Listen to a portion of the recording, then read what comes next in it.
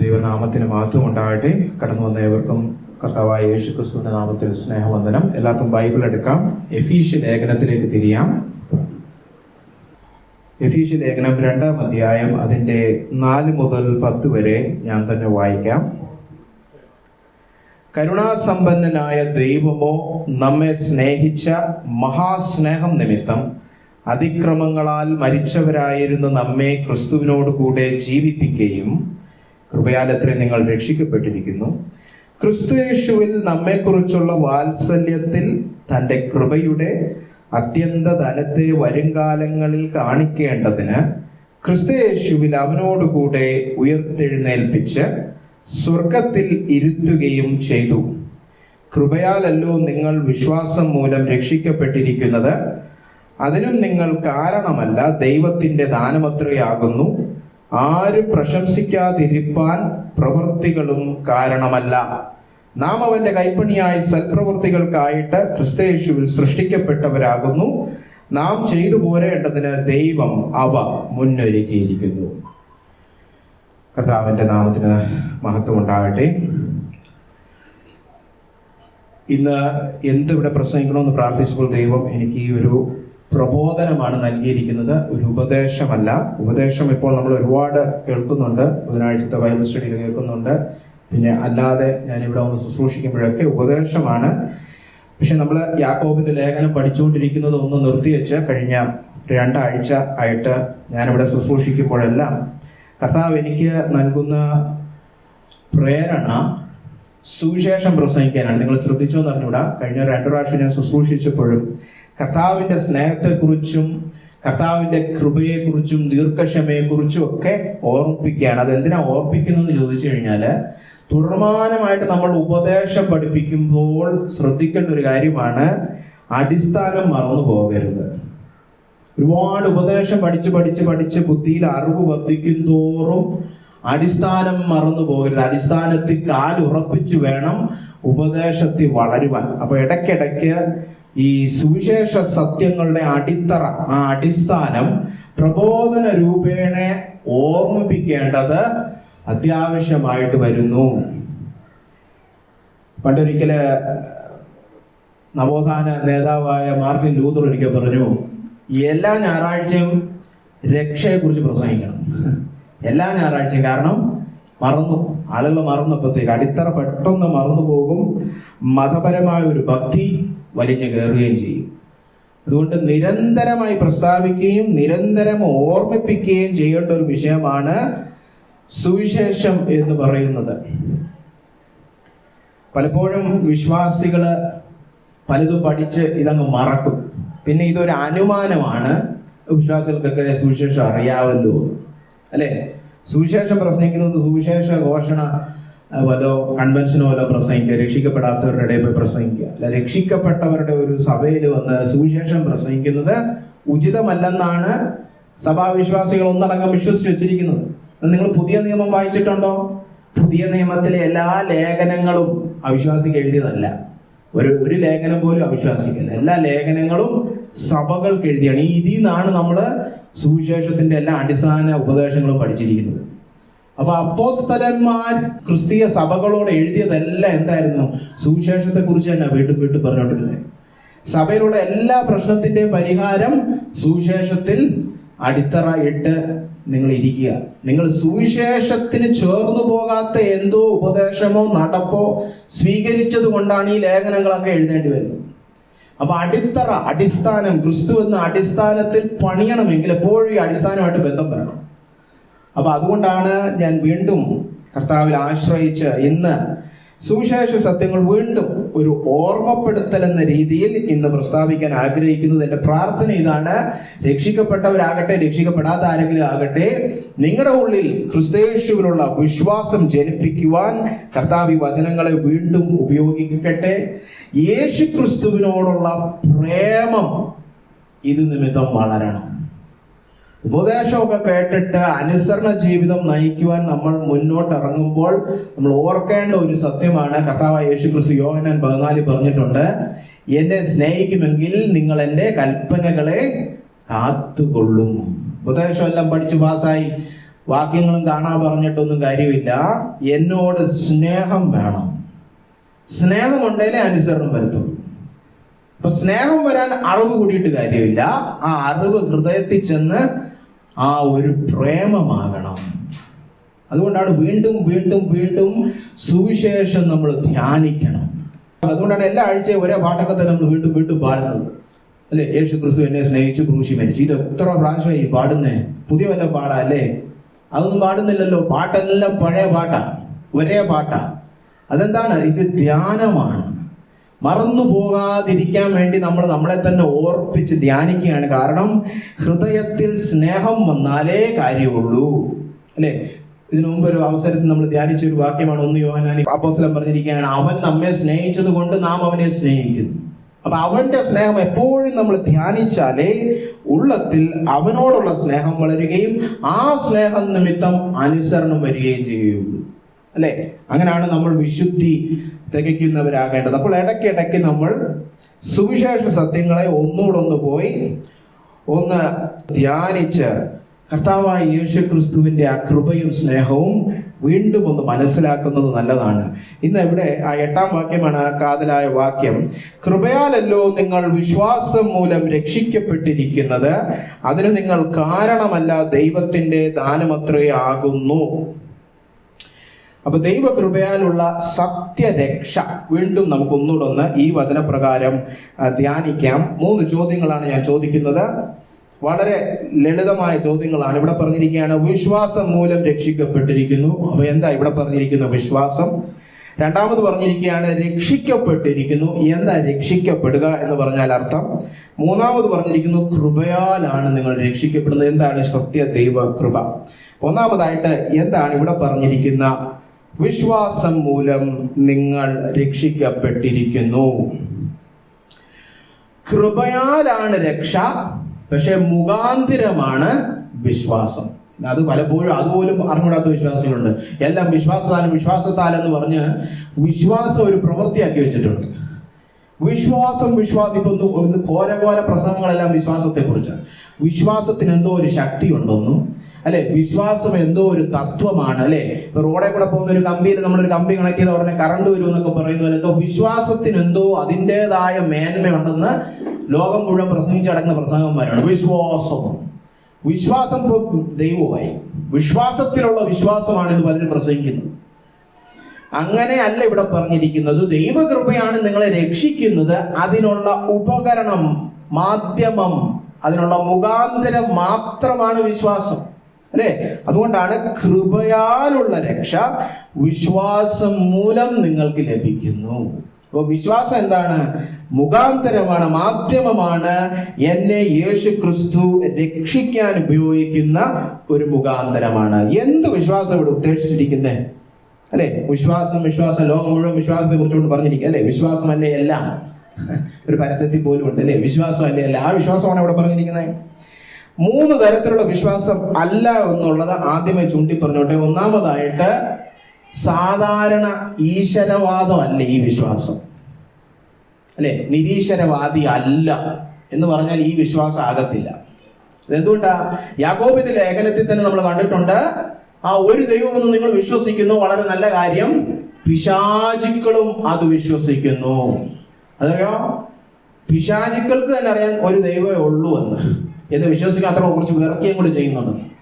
അപ്പോ വെറും സാധാരണ ഒരു ഈശ്വരവാദി ആയാൽ പോരാ, ആ വിശ്വാസം നിങ്ങളെ രക്ഷിക്കുകയില്ല, അല്ലെ? പ്രത്യേകിച്ച് നമ്മുടെ ഇന്ത്യ മഹാരാജ്യത്ത് ഇത് വളരെ വ്യക്തമായിട്ട് വിളിച്ചു പറയണം. കാരണം നിരീശ്വരവാദികൾ വളരെ കുറച്ചേ ഉള്ളൂ, അല്ലെ? ഇപ്പൊ കുറച്ച് അടുത്ത കാലത്ത് കുറച്ച് വളർന്നു വന്നല്ലാതെ പരമ്പരാഗത ഭാരതീയർ എല്ലാം എന്താണ്? അവരുടെ തനതായ വിശ്വാസം ഈശ്വരവാദമാണ്. നമുക്ക് ഈശ്വരന്മാർ കൂടിപ്പോയതാണ് കുഴപ്പം, അല്ലെ?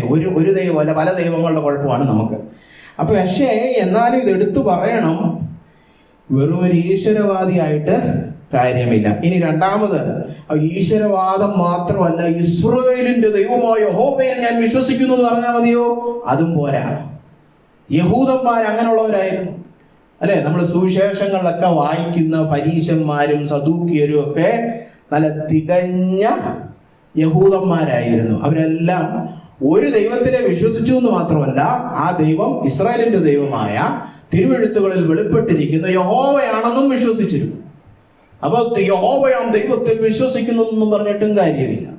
അതായത് ഒരു ദൈവമുള്ള ആ ദൈവം ഈ ബൈബിളിൽ പറഞ്ഞിരിക്കുന്ന ദൈവമാണെന്ന് പറഞ്ഞിട്ടും കാര്യമില്ല. കാരണം അങ്ങനെയൊക്കെ വിശ്വസിച്ചിടുന്ന യഹൂദന്മാരാണ് യേശു ക്രിസ്തുവിനെ കൊന്നത്, അല്ലേ?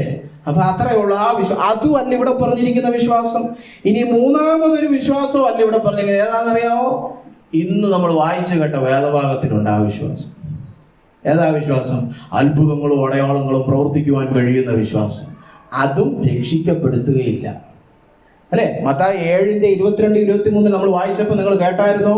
അവിടെ പറഞ്ഞിരിക്കുകയാണ്, യേശുവിനെ കർത്താവെന്ന് വായ് കൊണ്ട് ഏറ്റുപറയുന്ന കുറെ പേര് കടന്നു വരും, അല്ലെ? കർത്താവേ കർത്താവേ എന്നൊക്കെ അവർ കടന്ന് വിളിക്കും. അല്ലാതെ ക്രിസ്ത്യാനികളുടെ ദൈവമേ എന്നല്ല പറഞ്ഞത്. കർത്താവേ കർത്താവേ, എന്റെ കർത്താവേ, അല്ലെ? എന്റെ കർത്താവേ എന്ന് അവർ വിളിച്ചിട്ട് പക്ഷെ എന്തോ ചെയ്തോളൂ?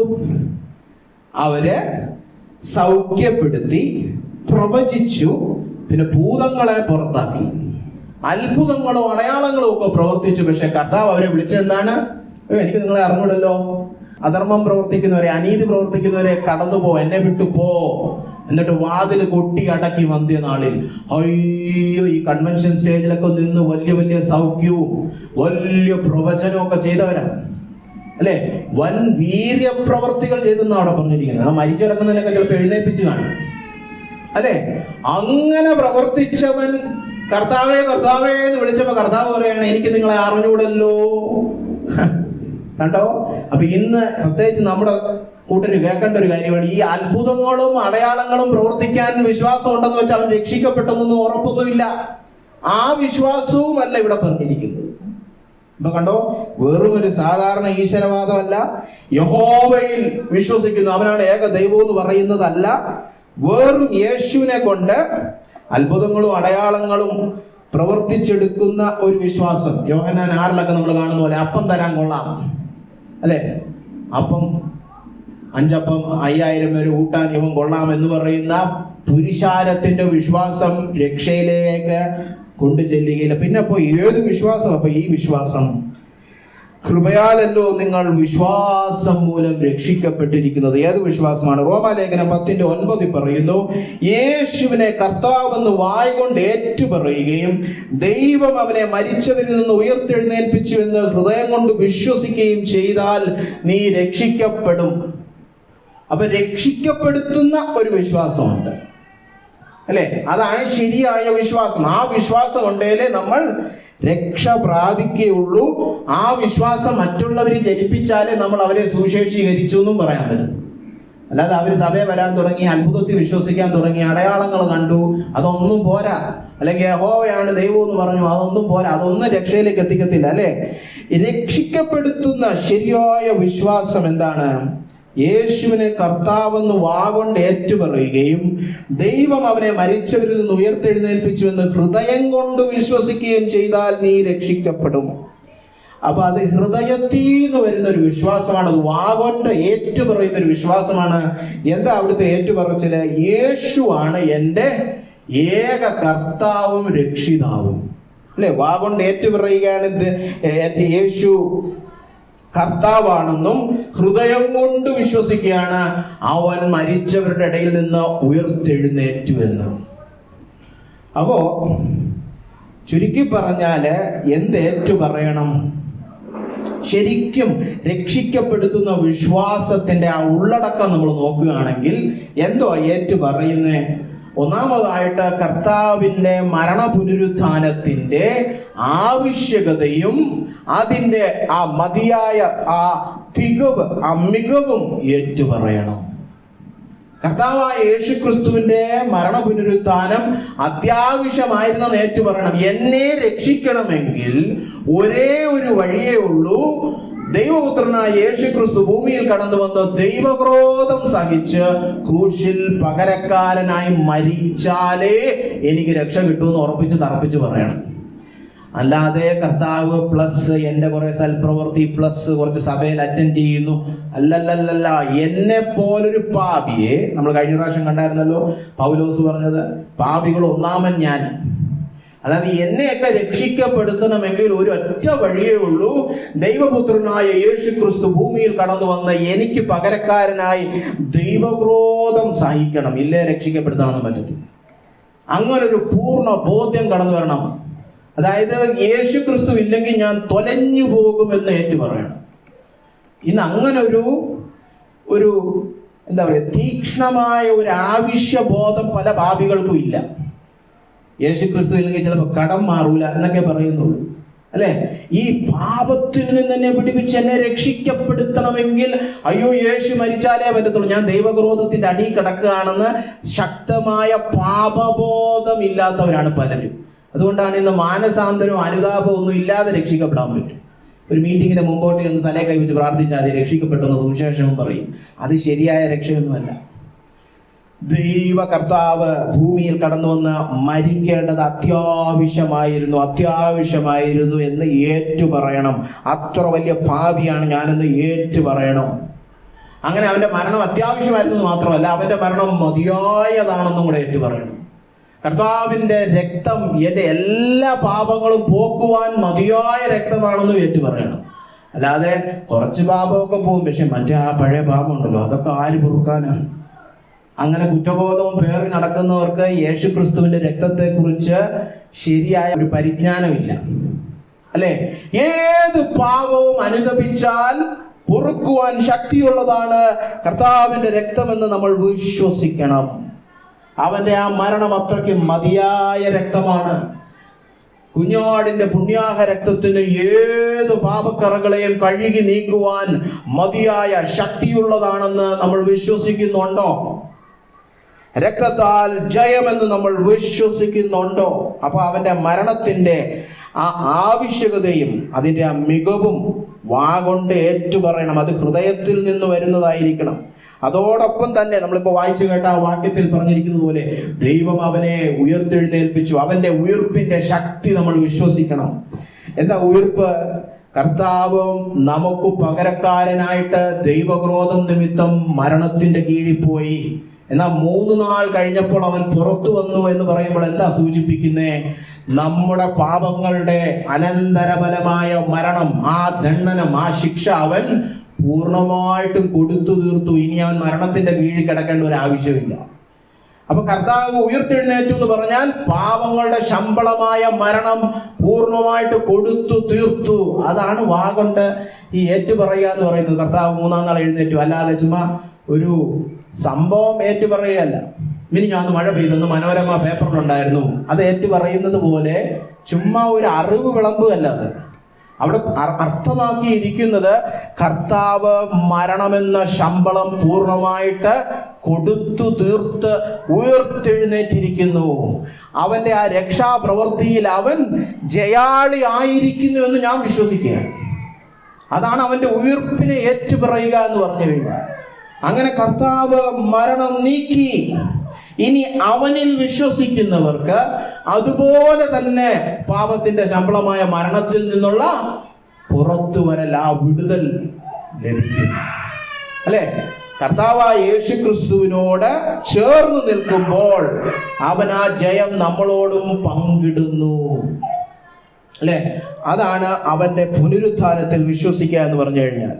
അപ്പൊ കണ്ടോ, അവന്റെ ആ രക്ഷാപ്രവൃത്തിയിൽ പൂർണ്ണമായിട്ടുള്ള വിശ്വാസം നിമിത്തം അവൻ രക്ഷിക്കാനായി കടന്നു വന്നതാണെന്നും അവന്റെ രക്തത്താൽ രക്ഷ വരുമെന്നും അവൻ മരണം പൂർണ്ണമായിട്ട് കൊടുത്തു തീർത്തെന്നും അവന്റെ ഉയിർപ്പ് അവൻ പങ്കുവെച്ച് ഞാനും മരണത്തിൽ നിന്നും ദൈവക്രോധത്തിൽ നിന്നും വിടുതൽ പ്രാപിക്കുമെന്നുള്ള പൂർണ്ണമായിട്ടുള്ള ആ ബോധ്യം നിമിത്തം ഞാൻ എന്നെ തന്നെ അവന് പൂർണ്ണമായിട്ട് ഏൽപ്പിച്ചു കൊടുത്ത് അവനെ എൻ്റെ കർത്താവാക്കുന്നു.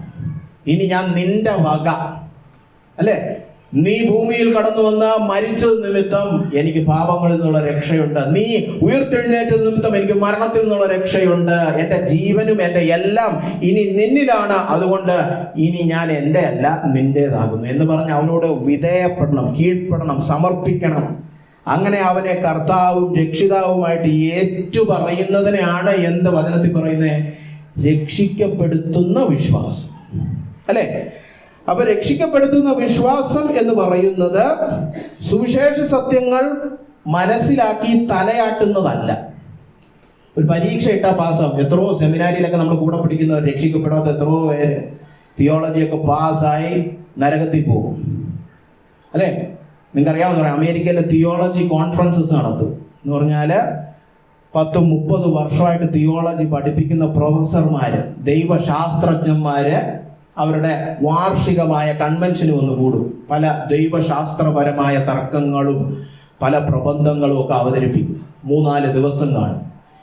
രാവിലെ തൊട്ട് വൈകുന്നേരം വരെ മീറ്റിംഗ് ആണ്. വൈകുന്നേരം ആകുമ്പോൾ എല്ലാവരും എന്ത് ചെയ്യും? മീറ്റിംഗ് കഴിഞ്ഞല്ലോ, 5 മണി 6 ആകുമ്പോൾ അവിടുത്തെ മീറ്റിംഗ് കഴിഞ്ഞു. പിന്നെ എന്ത് ചെയ്യും?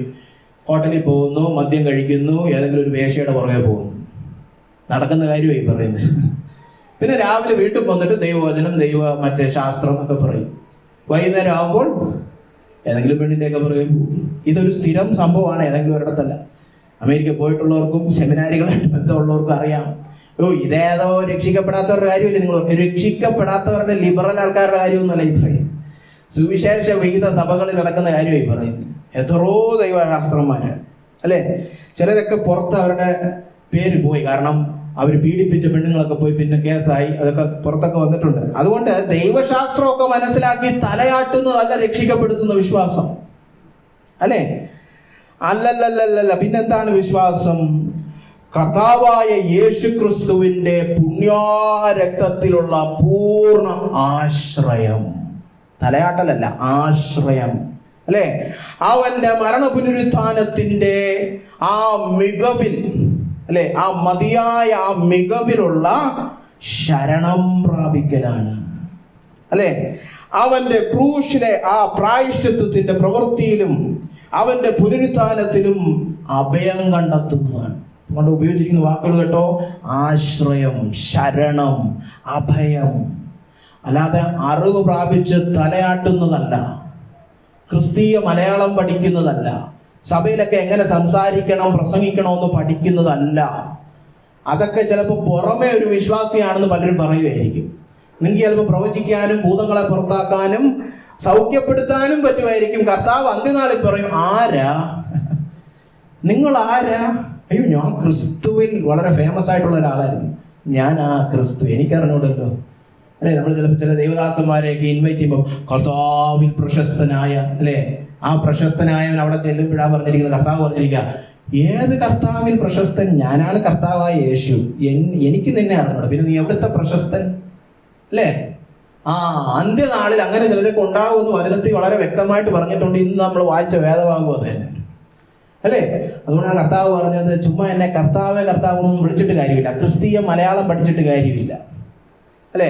എന്നെ കർത്താവ് എന്നൊരു വാക്കുകൊണ്ട് വിളിച്ചത് കൊണ്ടും കാര്യമില്ല. എൻ്റെ പിതാവിൻ്റെ ഹിതം ചെയ്യണം, ശരിയായിട്ട് വിശ്വസിക്കണം, അവനിൽ ശരണം പ്രാപിക്കണം, അഭയം പ്രാപിക്കണം, അവനിൽ തന്നെ ആയിരിക്കണം ഹൃദയത്തിന്റെ പൂർണ്ണ ആശ്രയം. അന്ത്യനാളിൽ സ്വർഗത്തിൽ പോകും, അന്ത്യനാളിൽ ഞാൻ ദൈവക്രോധത്തിൽ നിന്ന് രക്ഷിക്കപ്പെടും, വരുവാനിരിക്കുന്ന ദൈവക്രോധത്തിൽ ഞാൻ രക്ഷിക്കപ്പെടും എന്ന് ചോദിച്ചാൽ ഉള്ളിന്റെ ഉള്ളിൽ മനസാക്ഷിയെ സാക്ഷി നിർത്തി നിങ്ങളുടെ ഉത്തരം എന്തായിരിക്കും? അത് ഞാൻ പണ്ട് മുതലേ രക്ഷിക്കപ്പെട്ട ആളാ, പിന്നെ 24 കൊല്ലം മുമ്പ് സ്നാനപ്പെട്ട ആളാണ്, ഞാൻ അഭിഷേക്തനാണ്, ഞാൻ പിന്നെ എന്താ ശുശ്രൂഷ ചെയ്ത്, ഇതൊക്കെയാണ് പറയുന്നതെങ്കിൽ അഹങ്കാരിയായ മനുഷ്യ, നീ രക്ഷിക്കപ്പെടുകയില്ല, നീ രക്ഷിക്കപ്പെട്ടിട്ടേ ഇല്ല. നീ പണ്ട് ഏതോ സമുദായ പള്ളിയുടെ അല്ലെങ്കിൽ സമുദായ മതത്തിന്റെ ഭക്തി പാലിച്ചു നടന്നു. ഇപ്പോഴും ഇന്ന് വേർപാട് സഭയുടെ ഭക്തിയിലൊക്കെയാണ് നിങ്ങളുടെ മഹത്വവും നീതിയൊക്കെ കാണുന്നത്. നിങ്ങൾ രക്ഷിക്കപ്പെടത്തില്ല. രക്ഷിക്കപ്പെടണമെങ്കിൽ ഹൃദയത്തിൽ നിന്നുള്ള നിലവിളി ഇതായിരിക്കണം, കർത്താവായ യേശു ക്രിസ്തുവിന്റെ ജീവൻ മരണ പുനരുത്ഥാനത്തിനപ്പുറത്ത് എനിക്കൊരു രക്ഷയില്ല. ഞാൻ സ്നാനപ്പെട്ടതും അഭിഷക്തനായതും വചനം പറഞ്ഞതും ഭൂതങ്ങളെ പുറത്താക്കി എല്ലാത്തിന്റെ മഹത്വവും മൂലകാരണവും രക്തത്താൽ രക്ഷിക്കപ്പെട്ടു. കുഞ്ഞാട് ക്രൂശിൽ എനിക്ക് വേണ്ടി പകരക്കാരനായി മരിച്ചു. അല്ലാതെ എനിക്ക് പറയാനൊന്നുമില്ല, അല്ലെ? എന്റെ പാട്ടും എന്റെ പുകഴ്ചയും ഇത് തന്നെ. അങ്ങനെ തുടർമാനമായിട്ട് പറയണം, അല്ലാതെ രക്ഷിക്കപ്പെട്ട ആദ്യത്തെ സാക്ഷ്യം പറയുമ്പോൾ മാത്രമല്ല, ജീവിതത്തിന്റെ അന്ത്യം വരെ അത് പറയണം. ആത്മാവിൽ ദരിദ്രരായവർ ഭാഗ്യവാന്മാർ എന്ന് പറയുന്നതിന്റെ അർത്ഥം ഇതാണ്, യോ കർത്താവ് തന്നില്ലായിരുന്നേ രക്ഷിക്കപ്പെടത്തില്ല. അല്ലാതെ ഞാൻ വലിയ പ്രസംഗകനായതുകൊണ്ടും വചനമെല്ലാം കാണാപ്പാടം ആയതുകൊണ്ടും ഒന്നും അല്ല ദൈവം എന്നെ രക്ഷിക്കുന്നത്. ദൈവം രക്ഷിക്കുന്നതിന്റെ ഏക കാരണം കുഞ്ഞാട് പകരക്കാരനായി മരിച്ചു. ആ മരണ പുനരുത്ഥാനത്തിൽ ഞാൻ പൂർണ്ണമായിട്ടും എന്റെ ആശ്രയം വെച്ചിരിക്കുന്നു. ഞാൻ അവനിൽ ചാരുന്നു. 1 കൊരിന്ത്യർ 1 അവസാനം പറഞ്ഞിരിക്കുന്ന പോലെ കർത്താവായ യേശു ക്രിസ്തു തന്നെയാണ് ഇപ്പോൾ ഞങ്ങളുടെ ജ്ഞാനവും നീതിയും വിശുദ്ധീകരണവും വീണ്ടെടുപ്പും എല്ലാം അവൻ തന്നെ. ഒന്നും ഞങ്ങളുടേതാണെന്ന് പറയാനില്ല. അങ്ങനെ അവനിൽ ചായുന്നതിന്റെ പേരാണ് രക്ഷിക്കപ്പെടുത്തുന്ന വിശ്വാസം. ഇനി ഇവിടെ പറഞ്ഞിരിക്കുകയാണ്, കൃപയാലല്ലോ നിങ്ങൾ വിശ്വാസം മൂലം രക്ഷിക്കപ്പെട്ടിരിക്കുന്നത്. അപ്പോൾ ഇനി രണ്ടാമത്തെ ചോദ്യം ചോദിക്കുക, എന്താണ് ഈ രക്ഷിക്കപ്പെടുക, അല്ലെങ്കിൽ എന്ത് രക്ഷ? ഇതും ഇന്നത്തെ കാലത്ത് വളരെ വിരളമാണ്, അല്ലെ? ഞാൻ ഒരുപാട് സഞ്ചരിക്കുന്നുണ്ട്, എനിക്കറിയാം. പല സഭകളിലും സുവിശേഷം പോയിട്ട് ഒരു വിശേഷം പോലും ഇല്ല. അവിടെ ഒന്നും പറയാനില്ല അവർക്ക് ഈ തല്ലിപ്പൊളി, ഈ നമ്മുടെ ഈ ഞാൻ പറയുന്ന വയറ്റിപ്പിഴപ്പ് പരിപാടികളേ ഉള്ളൂ. തലവേദന മാറും, ഇന്നൊരു നടുവേദനയുണ്ട്, അല്ലെ? നാളെ ഒരു കല്യാണമുണ്ട്, മറ്റന്നാൾ ഒരു സാമ്പത്തിക പ്രശ്നമുണ്ട്. ഇതെല്ലാം നടത്തി കിട്ടാൻ ഒരു വേലക്കാരൻ, ആ വേലക്കാരന്റെ പേരാണ് യേശു ക്രിസ്തു. അല്ലാതെ ആത്മരക്ഷ, സുവിശേഷത്തിന്റെ ഉദ്ദേശം അറിഞ്ഞൂടാ. ചുമ്മാ ഈ തട്ടിപ്പൊളുപ്പൻ, ഇന്ന് തുടങ്ങി നാളെ തീരുന്ന കാര്യം. നമ്മൾ കഴിഞ്ഞ ബുധനാഴ്ച പഠിച്ച പോലെ ഈ ആയുസ്സിന്റെ കാര്യങ്ങൾക്ക് വേണ്ടി മാത്രം ക്രിസ്തുവിൽ പ്രത്യാശ വെച്ചിരിക്കുന്ന അരിഷ്ടന്മാർ, ഈ ആയുസ്സിൽ മാത്രമുള്ള കാര്യങ്ങൾക്ക് ക്രിസ്തുവിൽ പ്രത്യാശ വെച്ചിട്ടുണ്ട്. അല്ലാതെ ആത്മീയ കാര്യങ്ങൾ, മരണാനന്തര പ്രത്യാശ, അതൊന്നുമില്ല. അങ്ങനെയുള്ളവരെ വചനത്തിൽ തന്നെ വിളിച്ചിരിക്കുകയാണ് അരിഷ്ടന്മാർ, പരിതാപകരമായവന്മാർ, നാണം കെട്ടവന്മാർ. അതുകൊണ്ട് രക്ഷ എന്താണെന്ന് നമ്മൾ മനസ്സിലാക്കേണ്ടതിരിക്കുന്നു. മത്തായി 1:21 കർത്താവിന്റെ വചനം പറയുകയാണ്, അവൻ തന്റെ ജനത്തെ അവരുടെ പാപങ്ങളിൽ നിന്ന് രക്ഷിപ്പാനിരിക്കെ കൊണ്ട് നീ അവന് യേശു എന്ന് പേരിടണം. യേശു യേശു എന്നുള്ള പേര് നമ്മൾ വിളിക്കുമ്പോഴൊക്കെ ഓർത്തോണം, രക്ഷിതാവിന് എന്തുകൊണ്ട് ആ പേരിട്ടു? അവൻ തന്റെ ജനത്തെ അവരുടെ കടങ്ങളിൽ നിന്ന് രക്ഷിക്കുമെന്നല്ല പറഞ്ഞിരിക്കുന്നത്. അവരുടെ മുട്ടുവേദനയിൽ നിന്ന് തലവേദനയിൽ നിന്ന് രക്ഷിക്കുമെന്നും പറഞ്ഞിട്ടില്ല. അതൊക്കെ ചെയ്യും, ദൈവം ചിലപ്പോൾ ചെയ്യുമായിരിക്കും. അവനെ രക്ഷകൻ എന്ന് വിളിക്കുന്നതിന്റെ മൂല കാരണം ഒരേ ഒരു രക്ഷയാണ്, അവൻ തന്റെ ജനത്തെ അവരുടെ പാപങ്ങളിൽ നിന്ന് രക്ഷിക്കും. അതുകൊണ്ടാണ് അവന് യേശു എന്ന് പേരിട്ടിരിക്കുന്നത്. യേശു എന്ന പേര് എല്ലാവർക്കും അറിയാമല്ലോ, അല്ലെ? എബ്രായ ഭാഷയിലെ യോശുവ എന്ന് വിളിക്കുന്ന അതേ പേര് തന്നെയാണ്, അല്ലെ? യഹോശുവ എന്ന ആ വാക്കിൽ നിന്ന് തന്നെയാണ് യേശുവും വരുന്നത്. ആ വാക്കിന്റെ അർത്ഥം എന്താണ്? യഹോവ തന്നെയാണ് രക്ഷ. എബ്രായ ഭാഷയിൽ വേറൊരു വാക്കുണ്ട്, യേശുവ എന്നൊരു വാക്കുണ്ട്. അതാണ് രക്ഷയ്ക്കുള്ള എബ്രായ വാക്ക്. യേശുവ എന്ന് തന്നെയാണ് രക്ഷയ്ക്കുള്ള വാക്ക്. അപ്പോ കർത്താവായ യേശുവിന്റെ പേര് തന്നെ വിളിച്ചു പറയാണ്, ഞാനാണ് രക്ഷകൻ. പക്ഷെ എന്തിൽ നിന്നുള്ള രക്ഷയെന്നും കൂടെ എടുത്തു പറഞ്ഞിട്ടുണ്ട്. അല്ല നമുക്ക് തോന്നുന്ന പോലെ എന്തിൽ നിന്നും രക്ഷിക്കും എന്നല്ല അവിടെ പറഞ്ഞിരിക്കുന്നത്, അല്ലെ? പാപങ്ങളിൽ നിന്ന് രക്ഷിക്കുന്നവൻ. എന്താ പാപങ്ങളിൽ നിന്ന് രക്ഷിക്കുക എന്ന് പറഞ്ഞാൽ? നമുക്കൊന്ന് ആഴത്തിൽ ധ്യാനിക്കാം. ഒന്നാമതായിട്ട്, പാപത്തിന്റെ ആ ശിക്ഷാവിധിയിൽ നിന്ന്, കുറ്റബോധത്തിൽ നിന്ന് അവൻ നമ്മളെ രക്ഷിക്കുന്നു. കർത്താവായ യേശു ക്രിസ്തു അതുകൊണ്ടാണ് ക്രൂശിൽ ആ നമുക്ക് വേണ്ടി വെച്ചിരുന്ന ആ മരണം താൻ സഹിച്ചത്, അല്ലെ? അങ്ങനെ നമ്മുടെ പ്രായശ്ചിത്തമായി അവൻ മാറി. നമുക്ക് കൊള്ളേണ്ട അടിയൊക്കെ അവൻ കൊണ്ടു. അവനിൽ വിശ്വസിക്കുമ്പോൾ എനിക്ക് രക്ഷ കിട്ടുമെന്ന് പറയുമ്പോൾ എന്താ അതിന്റെ അർത്ഥം? അവനിൽ വിശ്വസിക്കുമ്പോൾ എനിക്ക് കിട്ടേണ്ടിയിരുന്ന ശിക്ഷാവിധി എല്ലാം നീങ്ങിപ്പോയി. 1-2 വാക്യങ്ങൾ ഞാൻ തന്നെ വായിക്കാം. റോമാലേഖനം 3:25, വിശ്വസിക്കുന്നവർക്ക് അവൻ തന്റെ രക്തം മൂലം പ്രായശ്ചിത്തമാകുവാൻ ദൈവം അവനെ പരസ്യമായി നിർത്തിയിരിക്കുന്നു. ദൈവം കർത്താവിനെ നിർത്തിയിരിക്കുകയാണ്. എന്തിനു വേണ്ടി? വിശ്വസിക്കുന്നവർക്ക് അവന്റെ രക്തം മൂലം ഒരു പ്രായശ്ചിത്തമുണ്ട്. നമ്മളൊക്കെ പാപം ചെയ്യുമ്പോൾ നമുക്ക് തോന്നാറില്ലേ, അയ്യോ ദൈവത്തെ നമ്മൾ വേദനിപ്പിച്ചു, ഇനി എങ്ങനെയാ ഒന്ന് ഒരു പ്രായശ്ചിത്തം ചെയ്ത് ദൈവത്തെ ഒന്ന് പ്രസാദിപ്പിക്കേണ്ടത്, വീണ്ടും ഒന്ന് പ്രസാദിപ്പിക്കണമെന്നൊക്കെ തോന്നാറില്ലേ? നമ്മുടെ മുറിഞ്ഞു പോയ ബന്ധം ഒന്ന് പുനഃസ്ഥാപിക്കണം. ഒരു പ്രായശ്ചിത്തം ദൈവം തന്നെ ചെയ്തു. സാധാരണ ആരാ പ്രായശ്ചിത്തം ചെയ്യുന്നത്? കുറ്റം ചെയ്തവനായി ചെയ്യുന്നത്, അല്ലാതെ കുറ്റം നിമിത്തം വേദന കൊണ്ടവനല്ല, അല്ലെ? ഇനിയിപ്പോ ഞാൻ കാരണം വേറൊരാൾക്കൊരു അടി കൊണ്ട അയാളല്ല വന്ന് പ്രായശ്ചിത്തം ചെയ്യേണ്ടത്, ഞാനാണ് പ്രായശ്ചിത്തം ചെയ്യേണ്ടത്.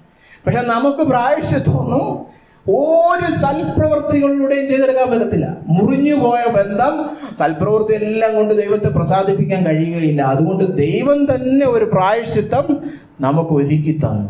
നമ്മൾ കഴിക്കേണ്ട യാഗം ദൈവം തന്നെ കൊണ്ടു തന്നാ, ഇതായിരിക്കുന്നു കുഞ്ഞാട്, അല്ലെ? ഞാൻ ദാ ഈ കുഞ്ഞാടിനെ അറുക്കാൻ പോകുന്നു, നിങ്ങളുടെ യാഗമായിട്ട് ഞാൻ എണ്ണും, നിങ്ങൾ ആ കുഞ്ഞാടിൽ വിശ്വസിക്കുമെങ്കിൽ. അപ്പൊ ഞാൻ ചൊരിയേണ്ട രക്തം പകരക്കാരനായ യേശു ചൊരിഞ്ഞ് എന്റെ പ്രായശ്ചിത്തമായിരിക്കുകയാണ്, അല്ലെ? അങ്ങനെ എനിക്കെതിരെയുള്ള എല്ലാ ശാപങ്ങളും അവൻ ഏറ്റെടുത്തു. ഗലാത്യർ 3:13, മരത്തിന്മേൽ തൂങ്ങുന്നവനെല്ലാം ശപിക്കപ്പെട്ടവനെന്ന് പഴയ നിയമത്തിൽ എഴുതിയിരിക്കുന്നത് പോലെ ക്രിസ്തു നമുക്ക് വേണ്ടി ശാപമായി തീർന്നു. എന്തിനാ ക്രിസ്തു നമുക്ക് വേണ്ടി ശാപമായി തീർന്നത്? തുടർന്ന് വായിക്കാം. ക്രിസ്തു നമുക്ക് വേണ്ടി ശാപമായി തീർന്ന് ന്യായപ്രമാണത്തിന്റെ ശാപത്തിൽ നിന്ന് നമ്മെ വിലയ്ക്ക് വാങ്ങി. സമയം കിട്ടുമ്പോൾ പഴയ നിയമത്തിൽ പോയി ആവർത്തന പുസ്തകം 28, 29, 30 അധ്യായങ്ങൾ വായിക്കണം. പലപ്പോഴും അതൊക്കെ എടുത്ത് ഇന്നും പ്രസംഗിക്കുന്ന ചില പ്രസംഗങ്ങളുണ്ട്, എന്നിട്ട് പേടിപ്പിക്കുക ആളുകളെ. അത് മോശയുടെ ഉടമ്പടിയിലാണ് ആ കാര്യം. നിങ്ങൾ അനുസരിക്കുമെങ്കിൽ നാട്ടിൽ അനുഗ്രഹം, പുറത്ത് അനുഗ്രഹം, പിന്നെ ഒരുപാട് ഭൗതിക സമൃദ്ധി ഉണ്ട്. അതുകൊണ്ടാണ് പ്രസംഗങ്ങൾക്ക് ഇഷ്ടം, അല്ലെ? എന്റെ വീട്ടിലെ പശുവിന് പോലും ഗർഭം അലസപ്പെടത്തില്ല. ഇതൊക്കെയാണ് ഇന്ന് പ്രസംഗിക്കാൻ ഇഷ്ടം, അല്ലെ? ഇങ്ങനെ ഒരു പ്രശ്നവും വരത്തില്ല നിങ്ങൾ അനുസരിക്കുമെങ്കിൽ. എന്നാൽ നിങ്ങൾ അനുസരിക്കാതിരിക്കുകയാണല്ലോ, പിന്നുള്ള അധ്യായങ്ങളെല്ലാം ബാധ വരും, ശാപം വരും, അല്ലെ? നിങ്ങളുടെ കൃഷിയൊക്കെ നശിച്ചു പോകും. ഇങ്ങനെ കുറെ ശാപങ്ങളുണ്ട്, അനുസരിക്കാത്തവർക്കുള്ള എല്ലാ ശാപം. അപ്പൊ ഇന്ന് ചില പ്രസംഗക്കാർ പറഞ്ഞു നിങ്ങൾ അനുസരിച്ചില്ല, ആ ശാപമൊക്കെ നിങ്ങളുടെ മേൽ വരും. അതൊക്കെ തെറ്റായ വ്യാഖ്യാനമാണ്. ഇവിടെ പറഞ്ഞിരിക്കുന്നത് കേട്ടോ, നമുക്ക് വേണ്ടി ക്രിസ്തു മരത്തിൽ തൂങ്ങി ശാപമായി തീർന്നു. അങ്ങനെ അവൻ ന്യായപ്രമാണത്തിന്റെ ശാപത്തിൽ നിന്ന് നമ്മെ വിലയ്ക്ക് വാങ്ങി. ഉണ്ടോ? നമ്മുടെ അനുസരണക്കേട് നിമിത്തം നമ്മുടെ മേൽ വരേണ്ട എല്ലാ ശാപവും കർത്താവ് ക്രൂശിൽ ഏറ്റെടുത്തു. ഇപ്പൊ ചിലർ ചിന്തിക്കും ഇപ്പൊ ഇനി ശാപമൊന്നും ഇല്ലേ, അല്ലെ? കഴിഞ്ഞ ദിവസം ഞാൻ ഇവിടെ ആണോ വേറെ എവിടെ ആണോ പ്രസംഗിച്ചെന്ന് അറിഞ്ഞൂടാ. പുതിയ നിയമത്തിന് ശാപമുണ്ട്. ഏതാ ശാപം എന്നറിയാവോ? 1 കൊരിന്ത്യരുടെ അവസാനവും എഫീഷ്യറിന്റെ അവസാനം ഒക്കെ എടുത്ത് വായിച്ചാൽ അറിയാം, അല്ലെ? ക്രിസ്തയേശുവിനെ സ്നേഹിക്കാത്തവനെല്ലാം ശപിക്കപ്പെട്ടവൻ. ഇനി അതാണ് ശാപം വരുത്തി വെക്കുന്ന ഏക പ്രവൃത്തി, അല്ലെ? 1 കൊരിന്ത്യരുടെ ഏറ്റവും അവസാനം വായിച്ചാൽ മതി. ക്രിസ്തയേശുവിനെ സ്നേഹിക്കാത്തവൻ എല്ലാം ശപിക്കപ്പെട്ടവൻ, അല്ലെ? അവനെ അക്ഷയമായി സ്നേഹിക്കാത്തവനെല്ലാം ശപിക്കപ്പെട്ടവൻ. എന്നാൽ അവനെ അങ്ങനെ സ്നേഹിക്കുന്നവരെല്ലാം ഭാഗ്യവാന്മാർ. അപ്പൊ ഇനി ചെയ്യേണ്ടത് ഒരു പ്രവൃത്തി മാത്രമേ ഉള്ളൂ, ക്രിസ്തയേശുവിനെ സ്നേഹിക്കുക. സ്നേഹിച്ചില്ലെങ്കിൽ ശാപം വരും. അല്ലാതെ പഴയ ആവർത്തന പുസ്തകത്തിലെ ശാപമെല്ലാം എടുത്തുകൊണ്ട് വരില്ല. അതെല്ലാം ക്രൂശിൽ ഒരുവൻ നമുക്ക് വേണ്ടി സഹിച്ചു. കൊലോസ്യ ലേഖനം 2:14 പറഞ്ഞിരിക്കുകയാണ്, നമുക്ക് വിരോധവും പ്രതികൂലവുമായിരുന്ന ചട്ടങ്ങളുടെ കയ്യെഴുത്ത് മായിച്ച് ക്രൂശിൽ തറച്ച് നമ്മുടെ നടുവിൽ നിന്ന് നീക്കിക്കളഞ്ഞു. കർത്താവിന്റെ കൽപ്പനകളൊന്നും നമ്മൾ ആരും പാലിച്ചില്ല. അത് നിമിത്തം ഉണ്ടായിരുന്ന എല്ലാ കയ്യെഴുത്തുകളും, നമുക്ക് വിരോധവും പ്രതികൂലവുമായിരുന്ന എല്ലാ കയ്യെഴുത്തും ക്രൂശിൽ തറച്ച് മായ്ച്ച് നീക്കി കളഞ്ഞു കർത്താവ്. അതുകൊണ്ടാണ് റോമർ 8:1 പറഞ്ഞിരിക്കുന്നത്, അതുകൊണ്ട് ഇപ്പോൾ ക്രിസ്തയേശുവിലുള്ളവർക്ക് ഒരു ശിക്ഷാവിധിയുമില്ല. ക്രിസ്തയേശുവിലുള്ളവർക്ക് ഒരു ശിക്ഷാവിധിയുമില്ല. അപ്പൊ നമ്മള് ചെയ്ത പാപങ്ങളുടെ എല്ലാ കുറ്റബോധവും നീങ്ങുവാൻ കർത്താവായ യേശു ക്രിസ്തു ക്രൂശിൽ നമുക്ക് വേണ്ടി എല്ലാ ശാപവും ദൈവക്രോധവും ഏറ്റെടുത്ത് മരിച്ചു. പകരക്കാരൻ എന്ന രീതിയിൽ തികവുള്ള പരിപൂർണമായ ഒരു രക്ഷാപ്രവൃത്തി അവൻ ചെയ്തു. അപ്പൊ നമ്മുടെ ഉള്ളത്തിൽ നിന്ന് പാപം നിമിത്തമുള്ള കുറ്റബോധം നീങ്ങിയാൽ എന്ത് സംഭവിക്കും? ഉള്ളത്തിലുള്ള ഭയവും നീങ്ങും, അല്ലെ? തികഞ്ഞ സ്നേഹം ഭയത്തെ നീക്കിക്കളയുന്നു. കാരണം ഭയത്തിൽ എന്തുണ്ട്? ദണ്ഡനമുണ്ട്. 1 യോഹന്നാൻ 4 പറഞ്ഞിരിക്കുകയാണ്, അല്ലെ? അപ്പോ ഈ ദണ്ഡനത്തെ പേടിച്ചിട്ട് നമ്മുടെ ഉള്ളിൽ ഒരു ഭയം ഉണ്ടായിരുന്നു. ആ ഭയം തികഞ്ഞ സ്നേഹം നീക്കിക്കളയുന്നു, അല്ലെ? അങ്ങനെ നമ്മൾ ഈ സ്നേഹം ഉള്ളിൽ വരുമ്പോൾ എന്ത് പറ്റുന്നറിയോ? ഈ കുറ്റബോധം നീങ്ങുമ്പോൾ ഭയവും നീങ്ങി, ദൈവത്തിന്റെ മുമ്പിലുള്ള ലജ്ജയും അപമാനവും എല്ലാം നീങ്ങി, പകരം എന്താകും? നമ്മൾ ദൈവവുമായിട്ട് നമ്മൾ നിരപ്പ് പ്രാപിച്ച് അവനെ നമ്മൾ അബ്ബാ പിതാവേ എന്ന് വിളിക്കുന്ന ദൈവ പൈതങ്ങളായിട്ട് അവനോടുള്ള സമാധാനവും അവന്റെ സാന്നിധ്യവും അനുഭവിക്കും. ഇതാണ് രക്ഷിക്കപ്പെടുക എന്ന് പറഞ്ഞു കഴിഞ്ഞാൽ ആദ്യമായിട്ട് സംഭവിക്കുന്നത്, അല്ലെ? 1-2 വാക്യങ്ങൾ ഞാൻ തന്നെ വായിക്കാം. റോമർ 5:1, വിശ്വാസത്താൽ നീതീകരിക്കപ്പെട്ടിട്ട് നമ്മുടെ കർത്താവായ യേശു ക്രിസ്തു മൂലം നമുക്ക് ദൈവത്തോട് സമാധാനമുണ്ട്. എല്ലാരും കേട്ടോ? വിശ്വാസത്താൽ നീതീകരിക്കപ്പെട്ടിട്ട് നമ്മുടെ കർത്താവായ യേശു ക്രിസ്തു മൂലം നമുക്ക് ദൈവത്തോട് സമാധാനമുണ്ട്. ഇതിനു മുമ്പ് വരെ പാപത്തിൽ ജീവിച്ചപ്പോൾ ശത്രുതയുണ്ടായിരുന്നു. ഇപ്പൊ ശത്രുത നീങ്ങുവാനായിട്ട് കർത്താവ് ഒത്ത നടുവിൽ മധ്യസ്ഥനായി കടന്നു വന്ന് മരിച്ച് ഇനി ദൈവവും ഞാനും തമ്മില് സമാധാനമുണ്ട്. ദണ്ഡനമോർത്ത് പേടിക്കണ്ട, അല്ലേ? മാത്രമല്ല റോമർ 5:5 പറഞ്ഞിരിക്കുന്നു, ദൈവത്തിന്റെ സ്നേഹം നമുക്ക് നൽകപ്പെട്ട പരിശുദ്ധാത്മാവിനാൽ നമ്മുടെ ഹൃദയങ്ങളിൽ പകർന്നിരിക്കുന്നുവല്ലോ. ഞാൻ ഉള്ളിന്റെ ഉള്ളിൽ ദണ്ഡനവും പേടിച്ചുകൊണ്ട് നടക്കുകയല്ല, ഉള്ളിന്റെ ഉള്ളിൽ ദൈവസ്നേഹം അനുഭവിച്ചുകൊണ്ട് നടക്കുകയാണ് ആത്മാവിലൂടെ. അങ്ങനെ അവന്റെ ആത്മാവ് എന്റെ ഉള്ളിൽ കടന്നു വന്നതുകൊണ്ട് എനിക്ക് ഭയമില്ല. റോമർ 8:15-16 പറയുന്നു, നിങ്ങൾ പിന്നെയും ഭയപ്പെടേണ്ടതിന് ദാസ്യത്തിന്റെ ആത്മാവിനെ അല്ല, നാം അബ്ബാ പിതാവേ എന്ന് വിളിക്കുന്ന പുത്രത്വത്തിന്റെ ആത്മാവിനെ അത്രേ പ്രാപിച്ചത്.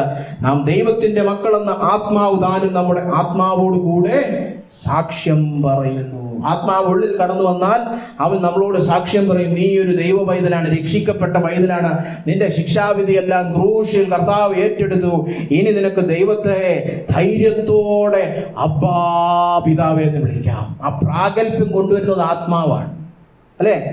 അങ്ങനെ നമ്മൾ അവന്റെ സമാധാനത്തിലേക്ക് കടന്നു വരുന്നു. എല്ലാ സാഹചര്യത്തിലും ഭയപ്പെടാതെ അവന്റെ സാന്നിധ്യം രുചിച്ചറിയാൻ പറ്റുന്നു. അതുകൊണ്ടാണ് അപ്പോസ്തലൻ റോമർ 8:35-39 പറഞ്ഞത്, ക്രിസ്തുവിന്റെ സ്നേഹത്തിൽ നിന്ന് നമ്മെ വേർപിരിക്കുന്നത് ആർ? അല്ലെ? ഇനി സാഹചര്യങ്ങൾ അടിസ്ഥാനപ്പെടുത്തിയല്ല ദൈവവും ഞാനും തമ്മിലുള്ള ബന്ധം. കർത്താവായ യേശു ക്രിസ്തുവിന്റെ ക്രൂശിലാണ് അതിന്റെ ആധാരം. സാഹചര്യങ്ങളല്ല. കഷ്ടത വന്നാലും, സങ്കടം വന്നാലും, ഉപദ്രവം വന്നാലും, പട്ടിണിയോ നഗ്നതയോ ആപത്തോ വാളോ, ഈ പ്രതികൂല സാഹചര്യങ്ങളിലൊന്നും ഒരു പ്രശ്നവും ഇല്ല. കാരണം ദൈവത്തിന്റെ സ്നേഹം വേർപിരിയാനാവാതെ കൂടെയുണ്ട്, അല്ലേ? അപ്പൊ ഇതൊന്നും ദോഷമല്ലെന്ന് അതിന്റെ അർത്ഥം. ഇന്ന് ചില പ്രസംഗകരുടെ പഠിപ്പിരിതാണ്, ഇതൊക്കെ സംഭവിച്ച ദോഷമാണ്, നിങ്ങൾക്ക് സാമ്പത്തിക ഭദ്രതയും അഭിവൃദ്ധിയും സമൃദ്ധിയൊക്കെ ഉണ്ടെങ്കിലും ദൈവം നിങ്ങളുടെ കൂടെ ഉള്ളതെന്ന് അതിന് പഠിപ്പിക്കും, അല്ലേ? നിങ്ങൾ നല്ല പണക്കാരായ ദൈവം നിങ്ങളുടെ കൂടെ ഉണ്ട്, കഷ്ടതയും നഗ്നതയും വാളും ഒക്കെ വന്ന ദൈവം നിങ്ങളുടെ കൂടെ ഇല്ലെന്നാണ്. ഇവിടെ അതല്ല പഠിപ്പിച്ചിരിക്കുന്നത്.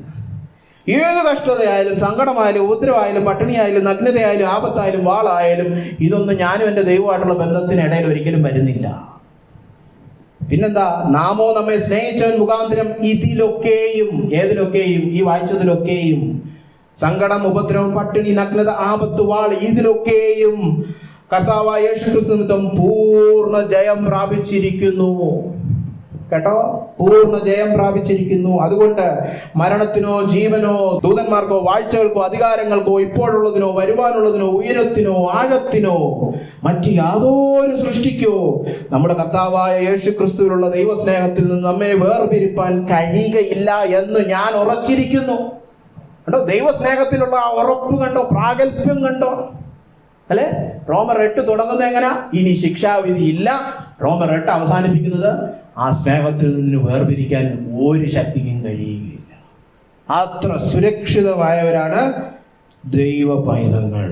അപ്പൊ അവന്റെ രക്തത്താൽ, അവന്റെ ക്രൂശിനാൽ പാപത്തിന്റെ കുറ്റബോധം, ശിക്ഷാവിധിയിൽ നിന്ന് രക്ഷിക്കപ്പെടുക എന്ന് പറയുമ്പോൾ, അവൻ പകരക്കാരനായി നമുക്ക് വേണ്ടി മരിച്ചത് നിമിത്തം ആ കുറ്റബോധത്തിൽ നിന്നും, ആ ലജ്ജയുടെയും അപമാനത്തിന്റെയും അവസ്ഥയിൽ നിന്നും, എല്ലാ ദണ്ഡനത്തെക്കുറിച്ചുള്ള ഭയത്തിൽ നിന്നും വിടുതൽ പ്രാപിച്ച് ദൈവ മക്കളായിട്ട് കർത്താവിൽ അംഗീകരിക്കപ്പെടുന്നതിനെ കുറിച്ചും, അവന്റെ രക്തത്താൽ കഴുകി ആത്മാവിനാൽ നിറഞ്ഞ്, അല്ലെ, ദൈവത്തോടുള്ള സമാധാനത്തിന്റെയും ആ വേർപിരിയാത്ത സാന്നിധ്യത്തെ കുറിച്ചും ഉറപ്പുള്ളവരായി എല്ലാ സാഹചര്യങ്ങളും ജീവിക്കുക എന്നാണ് അതിന്റെ അർത്ഥം, അല്ലെ? ഇത്രയും ആത്മീയ യാഥാർത്ഥ്യങ്ങൾ നിറഞ്ഞതാണ് രക്ഷിക്കപ്പെടുക എന്ന് പറഞ്ഞു കഴിഞ്ഞാൽ. എന്നാൽ ഈ രക്ഷ ഇവിടെ കൊണ്ട് തീരുന്നില്ല. നമുക്കറിയാം, തുടർമാനമായിട്ട് രക്ഷ നമ്മുടെ ജീവിതത്തിൽ സംഭവിച്ചുകൊണ്ടിരിക്കും. പാപത്തിന്റെ അനന്തരഫലം അല്ലെങ്കിൽ പാപത്തിന്റെ ശമ്പളത്തിൽ നിന്ന്, അതിന്റെ ശിക്ഷാവിധിയിൽ നിന്ന് വിടുവിക്കപ്പെട്ടു. ഇനി നമ്മുടെ ജീവിതത്തിൽ വർത്തമാന കാലത്തിൽ സംഭവിക്കുന്നതാണ് പാപത്തിന്റെ ആ ശക്തിയിൽ നിന്ന്, അധീനതയിൽ നിന്ന്, കർത്തൃത്വത്തിൽ നിന്ന് നമ്മൾ രക്ഷിക്കപ്പെട്ടുകൊണ്ടിരിക്കണം, അല്ലെ? അതാണ് റോമർ 6:14 പറഞ്ഞിരിക്കുന്നത്, നിങ്ങൾ കൃപയ്ക്കത്രേ അധീനരാകയാൽ പാപം നിങ്ങളിൽ കർത്തൃത്വം നടത്തുകയില്ലല്ലോ. എങ്ങനെ അറിയാം ശരിക്കും ദൈവകൃപ അനുഭവിച്ചിട്ടുണ്ടെന്ന്? അത് മീറ്റിങ്ങിന് വരുമ്പോൾ നല്ല ഇളക്കം, നല്ല രോമാഞ്ചം, പാട്ടൊക്കെ പാടാൻ തോന്നുന്നു, അതൊന്നും അല്ല ലക്ഷണം. വചനത്തിൽ ഒരിടത്തും പറഞ്ഞിട്ടില്ല അനുഭൂതി വരികയാണെങ്കിൽ ദൈവകൃപ ലഭിച്ചത്. അതൊക്കെ ഇന്നത്തെ ഈ തല്ലിപ്പൊളി പ്രസംഗം പ്രസംഗിച്ച് നടക്കുന്നത്. വചനത്തിൽ പറഞ്ഞിരിക്കുന്നത്, നിങ്ങൾ കൃപയ്ക്ക് അധീനരായെങ്കിൽ പാപം നിങ്ങളിൽ കർത്തൃത്വം നടത്തുകയില്ല. പാപത്തിന് ഇപ്പൊ നിങ്ങളെ ഭരിക്കാൻ പറ്റുന്നില്ല. പാപത്തിനെതിരെ വേണ്ടാന്ന് പറയാൻ പറ്റുന്നുണ്ട്. പണ്ട് പാപത്തിന്റെ അടിമയായിരുന്നു, പാപം വിളിച്ചാൽ ഉടനെ ഓടിപ്പോവും. ഇപ്പൊ പാപം ചെയ്യാതെ ജീവിക്കാൻ പറ്റുന്നു.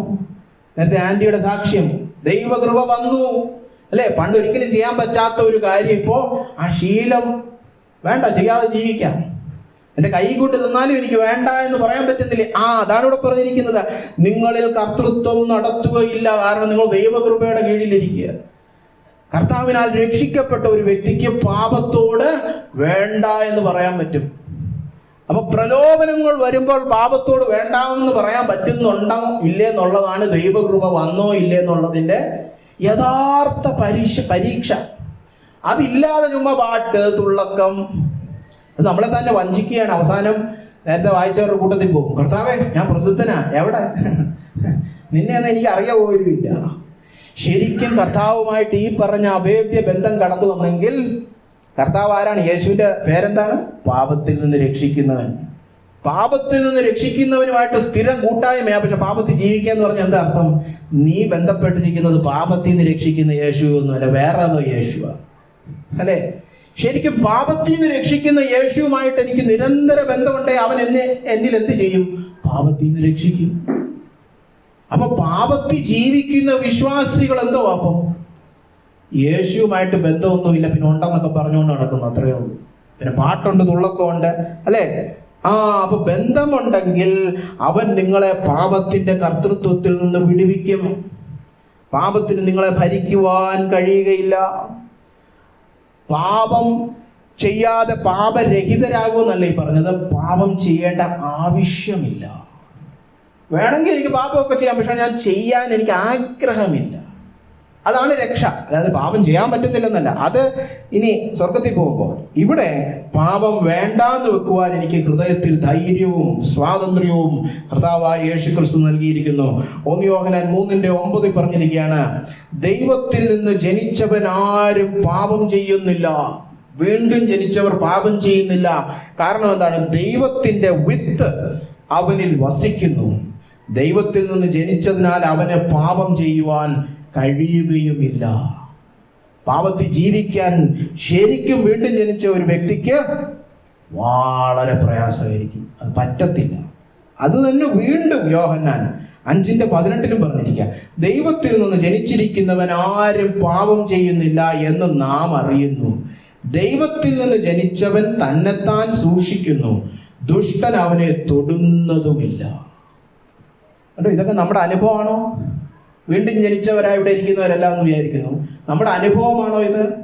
ദൈവത്തിൽ നിന്ന് ജനനം പ്രാപിച്ചതിന് ശേഷം പാപം ചെയ്യാതിരിക്കാൻ പറ്റുന്നുണ്ട് അല്ലെ. അതാണ് ശരിയായ രക്ഷ. 1 യോഹന്നാൻ 3:8, നമ്മൾ 9 നേരത്തെ വായിച്ചത്. 8 പറഞ്ഞിരിക്കുകയാണ്, പാപം ചെയ്യുന്നവൻ പിശാചിന്റെ മകനാകുന്നു. അവൻ ദൈവ പൈതലൊന്നും അല്ല. എത്ര പ്രസംഗിച്ചാലും പാപം ചെയ്യുന്നവൻ പിശാചിന്റെ മകനാകുന്നു. പിശാച് ആദി മുതൽ പാപം ചെയ്യുന്നുവല്ലോ. പിശാചിന്റെ പ്രവൃത്തികളെ അഴിപ്പാൻ തന്നെ ദൈവപുത്രൻ പ്രത്യക്ഷനായി. ഈ വാക്യം പലപ്പോഴും ഈ പശ്ചാത്തലത്തിൽ നിന്ന് ഒടിച്ചു മടക്കിയെടുക്കും അല്ലെ.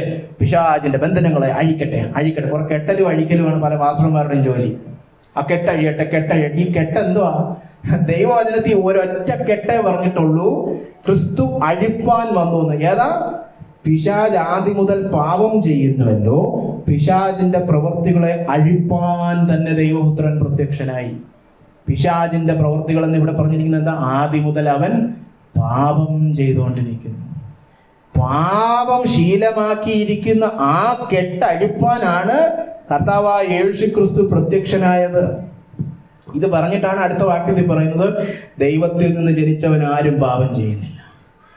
അപ്പൊ ആ കെട്ടഴിക്കാനാണ് കർത്താവ് യേശുക്രിസ്തു വന്നത്. ഇന്ന് ആ കെട്ടൊന്നും അഴിക്കണ്ട. ഇന്ന് വേറെ പല ബന്ധനങ്ങളും കട്ടുകളും ഒക്കെ അഴിക്കാനായിട്ട് പാസ്റ്റർമാർ ഓടി കിടക്കുക അല്ലെ. നിങ്ങളുടെ അയൽവാസി ഇങ്ങോട്ടൊരു ചെമ്പരത്തി പൂട്ടിട്ടുണ്ട്, ആ കെട്ട് അഴിച്ചു തരാം.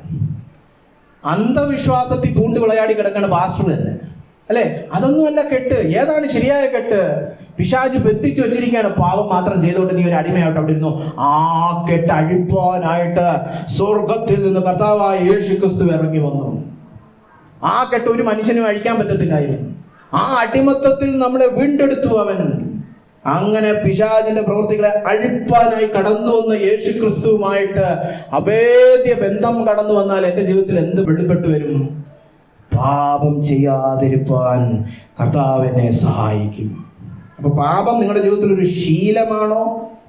മനഃപൂർവ്വം പാപങ്ങൾ ചെയ്യുന്നുണ്ടോ? ആ പഴയ കെട്ടിക്കിടക്കുക, ആ കെട്ടിൽ നിന്ന് അഴിഞ്ഞ് കർത്താവിന്റെ സ്വാതന്ത്ര്യത്തിലേക്ക് കടന്നു വരാനായിരിക്കുന്നു. റോമർ 8:13 പറയുന്ന പോലെ നിങ്ങളുടെ ശരീരങ്ങളുടെ അവയവങ്ങളെ ഇനി പാപത്തിന് ഏൽപ്പിച്ചു കൊടുക്കരുത്. നിങ്ങൾ ആ കർത്തൃത്വത്തിൽ നിന്ന് വിടിവിക്കപ്പെട്ടവരാണ്, വീണ്ടും കൊണ്ട് കൈവച്ചു കൊടുക്കരുത്. പിന്നെന്ത് ചെയ്യണം? റോമർ 8:13 പറയുന്ന ആത്മാവിനാൽ നിങ്ങളുടെ ആ ശരീരത്തിന്റെ ദുഷ്പ്രവൃത്തികളെ നിങ്ങൾ മരിപ്പിക്കണം. ആത്മാവിനാൽ ശരീരത്തിന്റെ ദുഷ്പ്രവർത്തികളെ മരിപ്പിക്കുമെങ്കിൽ നിങ്ങൾ ജീവിക്കും. മുന്നോട്ടുള്ള ക്രിസ്തീയ യാത്രയിൽ രക്ഷയിൽ വളരുന്നത് അങ്ങനെയാണ്. ആത്മാവിന്റെ ശക്തിയാൽ എല്ലാ ദുഷ്പ്രവൃത്തികളെയും എൻ്റെ ശരീരത്തെ ഉപയോഗിച്ച് ഒരു ഉപകരണം പോലെ പാപം ചെയ്യുവാൻ നോക്കുന്ന ദുഷ്ടപിശാചിന്റെയും ജഡത്തിന്റെയും ലോകത്തിന്റെയും എല്ലാ പ്രലോഭനങ്ങളെയും അതിജീവിക്കും. അതാണ് വീണ്ടും ജനിച്ച വ്യക്തി എന്ന് പറയാനുള്ള ഏറ്റവും ഉറപ്പുള്ള തെളിവ്. വേറെ ഒന്നും ഉറപ്പില്ല. നേരത്തെ കണ്ടല്ലോ, പ്രവചിച്ചു, ഭൂതങ്ങളെ പുറത്താക്കി, സൗഖ്യം കൊടുത്തു, രക്ഷിക്കപ്പെട്ടിട്ടില്ലായിരുന്നു. അതുകൊണ്ട് നമ്മൾ ഈ ക്രിസ്തീയ ശുശ്രൂഷയിലുള്ള മികവൊന്നും കണ്ട് രക്ഷിക്കപ്പെട്ടു എന്നൊന്നും വിചാരിക്കരുത്. ദൈവവചനം എല്ലാം കാണാപ്പാടമാക്കി കലക്കി കുടിച്ചു പോകും, രക്ഷിക്കപ്പെട്ടെന്ന് ഉറപ്പില്ല. രക്ഷിക്കപ്പെട്ടു എന്ന് വചനം തന്നെ ഉറപ്പിച്ച് പറയുന്ന ഏക തെളിവ് വിശുദ്ധി. വിശുദ്ധി. വിശുദ്ധിയിൽ വളരുന്നുണ്ടോ? പാപം ചെയ്യാതിരിക്കാൻ പറ്റുന്നുണ്ടോ? അതാണ് നേരത്തെ വായിച്ചത്. ദൈവത്തിൽ നിന്ന് ജനിച്ചവൻ പാപം ചെയ്യുന്നില്ല. അവന്റെ വിത്ത്, ദൈവത്തിന്റെ വിത്ത് അവനിൽ വസിക്കുന്നു. ദൈവത്തിൽ നിന്ന് ജനിച്ചതിനാൽ അവനും പാപം ചെയ്യുവാൻ കഴിയുകയില്ല. അപ്പോൾ രക്ഷിക്കപ്പെടുക, പാപത്തിൽ നിന്ന് രക്ഷിക്കപ്പെടുക എന്ന് പറയുമ്പോൾ ഒന്നാമതായിട്ട് അതിന്റെ ആ ശമ്പളം, ആ മരണം, അതിൽ നിന്ന് ആ കുറ്റബോധവും ശിക്ഷാവിധിയിൽ നിന്ന് വിടിവിക്കപ്പെടുക. രണ്ടാമതായിട്ട് പാപത്തിന്റെ അധീനതയിൽ നിന്ന്, മൂന്നാമതായിട്ട് പാപത്തിന്റെ സാന്നിധ്യത്തിൽ നിന്ന് തന്നെ നമ്മൾ വിടുവിക്കപ്പെടും. അതാണ് ഈ നാളുകൾ നമ്മൾ ബുധനാഴ്ചകൾ പഠിച്ചുകൊണ്ടിരിക്കുന്നത്. കൂടുതൽ ഞാൻ അതിലേക്ക് കടക്കുന്നില്ല. കർത്താവായ യേശു ക്രിസ്തു ഒരു നാൾ മടങ്ങി വരും. അന്ന് നമ്മുടെ ശരീരങ്ങളുടെ വീണ്ടെടുപ്പ് സംഭവിക്കും. അവന്റെ ശരീരത്തോട് അനുരൂപപ്പെടുത്തി നമ്മുടെ ശരീരങ്ങൾ മഹത്വമുള്ള ശരീരവും, പിന്നെ ആ ശരീരത്തിന് പാപം ചെയ്യാനുള്ള പ്രലോഭനമൊന്നുമില്ല. അല്ലെ, പ്രലോഭനം കൊണ്ടുവച്ചാലേ നമുക്കൊന്നും തോന്നത്തില്ല. കാരണം ഈ ശരീരം വിടുവിക്കപ്പെടും, പൂർണ്ണമായിട്ട് പാപത്തിൽ നിന്ന് വിടുവിക്കപ്പെടും. ക്രിസ്തുവിന്റെ ആ ഉയർപ്പിന്റെ ശരീരം പോലെ നമ്മുടെ ശരീരമാവും. പിന്നെ പാപത്തിന്റെ സാന്നിധ്യത്തിൽ നിന്നേ നമ്മൾ വിടുവിക്കപ്പെടും. നല്ല ശരീരമായിരിക്കും അല്ലേ. പിന്നെ പ്രലോഭനമൊന്നും നമ്മളെ ഭരിക്കത്തില്ല. അത്ര നമ്മൾ രൂപാന്തരപ്പെടും. അതാണ് തിരുവെഴുത്തുകളിൽ പറഞ്ഞിരിക്കുന്നത് നമ്മുടെ ഭാഗ്യകരമായ പ്രത്യാശ. കർത്താവിന്റെ രണ്ടാം വരവിൽ അവനെ പോലെ നമ്മൾ രൂപാന്തരപ്പെടും. ഇന്ന് അത് പക്ഷെ ചിലർ പ്രസംഗിക്കുമ്പോൾ അതിനകത്ത് ഉള്ളടങ്ങിയിരിക്കുന്ന ധ്വനി, ഈ നശിച്ച ലോകത്തിൽ നിന്ന് അങ്ങ് പോകാമല്ലോ, ഇവിടുത്തെ ഈ ജോലിയും ഈ എല്ലാം കഴിഞ്ഞ് സ്വർഗത്തിൽ പോയി ഏതോ വെക്കേഷന് പോകുന്ന പോലെ. എന്തുകൊണ്ടാണ് ഈ ഭാഗ്യകരമായ പ്രത്യാശ എന്ന് പറഞ്ഞിരിക്കുന്നത്? പാപത്തിൽ നിന്നുള്ള രക്ഷ പരിപൂർണമായി സംഭവിക്കാൻ പോകും. അതാണ് ഒരു ഭക്തന്റെ തുടിപ്പ്. അല്ലാതെ ഇവിടുത്തെ പ്രാരാബ്ദവും ഇവിടുത്തെ ഉത്തരവാദിത്വം എന്നൊക്കെ ഒളിച്ചോടാൻ പറ്റും, സുഖമായി അല്ലേ. ചിലരൊക്കെ പറയണം മരിച്ചങ്ങ് പോയാൽ മതി എന്നൊക്കെ പറയത്തില്ലേ. ആ ഒരു ധ്വനിയിൽ ചിലർ പറയും കർത്താവ് ഒന്ന് വന്നിരുന്നെങ്കിൽ തൊല്ലയെല്ലാം തീർന്നു അല്ലേ. ചിലർ സംസാരിക്കുന്നത് അങ്ങനെയാണ്. അതല്ല കർത്താവിന്റെ രണ്ടാം വരവിലുള്ള പ്രത്യാശ. കർത്താവിന്റെ രണ്ടാം വരവിലുള്ള പ്രത്യാശ ഈ തുടങ്ങിയ പ്രവൃത്തിയുടെ പൂർത്തീകരണം സംഭവിക്കും. ഞാൻ പൂർണ്ണമായിട്ടും വിശുദ്ധനാകും. ഇനി പാപം ചെയ്തെന്റെ ദൈവത്തെ ഞാൻ വേദനിപ്പിക്കുകയില്ല. ഞാൻ യേശുവിനെ പോലെ പൂർണ്ണമായിട്ടും രൂപാന്തരം പ്രാപിച്ച് അവനോടുള്ള ആ ബന്ധത്തിന്റെ പൂർത്തീകരണം സംഭവിച്ച്, നമ്മൾ ബുധനാഴ്ച വായിച്ച പോലെ 1 തെസ്സലോനിക്കർ പറഞ്ഞു, നമ്മൾ ഇനി അവനോട് കൂടെ ആയിരിക്കും. യേശുവിനെ ഇനി വിശ്വാസത്താലൊന്നും അനുഭവിക്കേണ്ട, കണ്ണുകൊണ്ട് കാണാം. അതാണ് രക്ഷയുടെ പൂർത്തി. ആ രക്ഷയുടെ പൂർത്തീകരണത്തിനായുള്ള കൊതിയായിരിക്കണം ഇതിനെ ഭാഗ്യകരമായ പ്രത്യാശ എന്ന് നമ്മളെ കൊണ്ട് വിളിപ്പിക്കേണ്ടത്. അല്ലാതെ ഭൂമിയിൽ നിന്ന് ഒളിച്ചോടാമെന്നുള്ള ഉദ്ദേശത്തിലല്ല അല്ലേ. ഭക്തന്മാർ അങ്ങനെയാണ് പറയുന്നത്. അപ്പൊ കണ്ടോ, എന്താണ് വിശ്വാസം എന്ന് നമ്മൾ കണ്ടു, എന്താണ് രക്ഷ എന്ന് കണ്ടു. പാപത്തിൽ നിന്നുള്ള രക്ഷ, പാപത്തിന്റെ അനന്തരഫലമായ ശമ്പളമായ മരണത്തിൽ നിന്നുള്ള രക്ഷ, കുറ്റബോധത്തിൽ നിന്നുള്ള രക്ഷ, അല്ലെ, ശിക്ഷാവിധിയിൽ നിന്നുള്ള രക്ഷ. അതൊന്നാമത്തത്. രണ്ടാമത് പാപത്തിന്റെ ആ അധീനതയിൽ നിന്ന്, പാപം ചെയ്യുന്ന ശീലത്തിൽ നിന്നുള്ള രക്ഷ. മൂന്നാമത് പാപത്തിന്റെ സാന്നിധ്യത്തിൽ നിന്നുള്ള രക്ഷ. അങ്ങനെ പാപത്തിൽ നിന്ന് തന്റെ ജനത്തെ രക്ഷിപ്പാനാണ് രക്ഷകനായ യേശു ക്രിസ്തു കടന്നു വന്നത്. അവസാനമായിട്ട് ഇവിടെ പറഞ്ഞിരിക്കുന്നത് ശ്രദ്ധിച്ചേ, കൃപയാലല്ലോ നിങ്ങൾ വിശ്വാസം മൂലം രക്ഷിക്കപ്പെട്ടിരിക്കുന്നത്, അതിനു നിങ്ങൾ കാരണമല്ല, ദൈവത്തിന്റെ ദാനമത്രേ ആകുന്നു, ആരും പ്രശംസിക്കാതിരിപ്പാൻ പ്രവർത്തികളും കാരണം അല്ല. അപ്പൊ മൂന്നാമതായിട്ടുള്ള ചോദ്യമാണ്, എന്താണ് ദൈവകൃപ, അല്ലെ? അതിവിടെ തന്നെ പറഞ്ഞിരിക്കുന്നത് നമുക്ക് വളരെ വ്യക്തമായിട്ട് മനസ്സിലാക്കാം. ഈ സത്യരക്ഷയും ഈ സത്യവിശ്വാസത്താലും നമ്മൾ രക്ഷിക്കപ്പെടുന്നതിന്റെ ആധാരം, അതിന്റെ മൂലകാരണം നമ്മളല്ല, അല്ലെ? അവിടെ വളരെ വ്യക്തമായിട്ട് പറഞ്ഞിരിക്കുകയാണ്, നിങ്ങളല്ല ഇതിനൊന്നും കാരണം, ദൈവത്തിന്റെ ദാനമത്രേ ആകുന്നു. ഇപ്പൊ ഇത്രത്തോളം കേട്ട കാര്യങ്ങളെല്ലാം ദൈവത്തിൽ, അതായത് ക്രിസ്തുയേശുവിൽ വിശ്വസിച്ച് അവന്റെ മരണ പുനരുത്ഥാന നിമിത്തം പാപത്തിൽ നിന്നുള്ള രക്ഷ പ്രാപിക്കുന്നു, അല്ലെ? നീതീകരണമായാലും വിശുദ്ധീകരണമായാലും തേജസ്കരണമായാലും ഇതെല്ലാം എന്താന്നാ പറഞ്ഞിരിക്കുന്നത്? ദാനമാണ്. എല്ലാം ദാനമാണ്. അല്ലാതെ ആദ്യം രക്ഷിക്കപ്പെടുന്ന ദാനവും പിന്നീടുള്ള പ്രതിഫലവും ഒന്നും പറഞ്ഞിട്ടില്ല, അല്ലെ? മൊത്തം രക്ഷ ഒന്നടങ്കം ദാനമാണ്. അതുകൊണ്ട് തന്നെ അത് പ്രവൃത്തികളാലല്ല, നമ്മൾ എന്തെങ്കിലും ചെയ്തത് നിമിത്തമല്ല കർത്താവ് നമ്മളെ രക്ഷിക്കുന്നത്. അപ്പൊ ഇവിടാണ് നമ്മുടെ ഉള്ളിൻ്റെ ഉള്ളിലുള്ള അഹങ്കാരത്തിനൊരു ശതമേക്കുന്നത്. അയ്യോ, മൊത്തം ദാനവും, മൊത്തം ദാനമായുള്ള കുഴപ്പം എന്താ, അല്ലേ?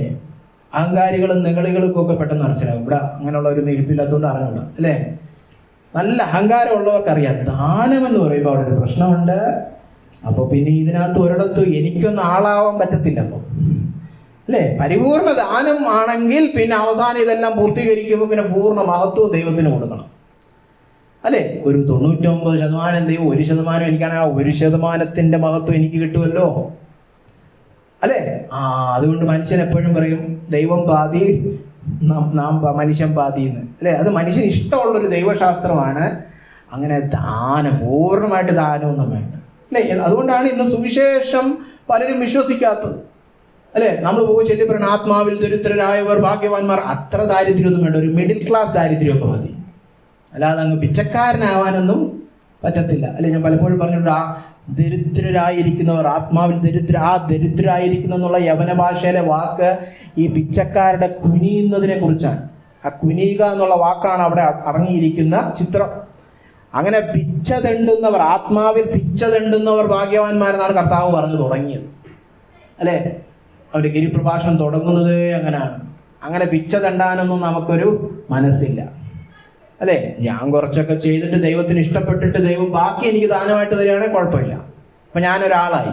അതാണ് പറഞ്ഞ അഹങ്കാരത്തിന് ശതമേക്കുന്നു. അതുകൊണ്ടാണ് പ്രവൃത്തികൾ കൂടാതെ കൃപയാലുള്ള സുവിശേഷം, രക്ഷ ആർക്കും വേണ്ട, അല്ലേ? അങ്ങനെ പൊതുവെ ആർക്കും വേണ്ട. മതപരമായ ഭക്തിയും, ഞങ്ങൾ ആരാന്നറിയോ, ഞങ്ങളുടെ കുടുംബം ഏതാണെന്നറിയോ, ഞങ്ങൾ പാല എന്നുള്ളതാ, അല്ലെ?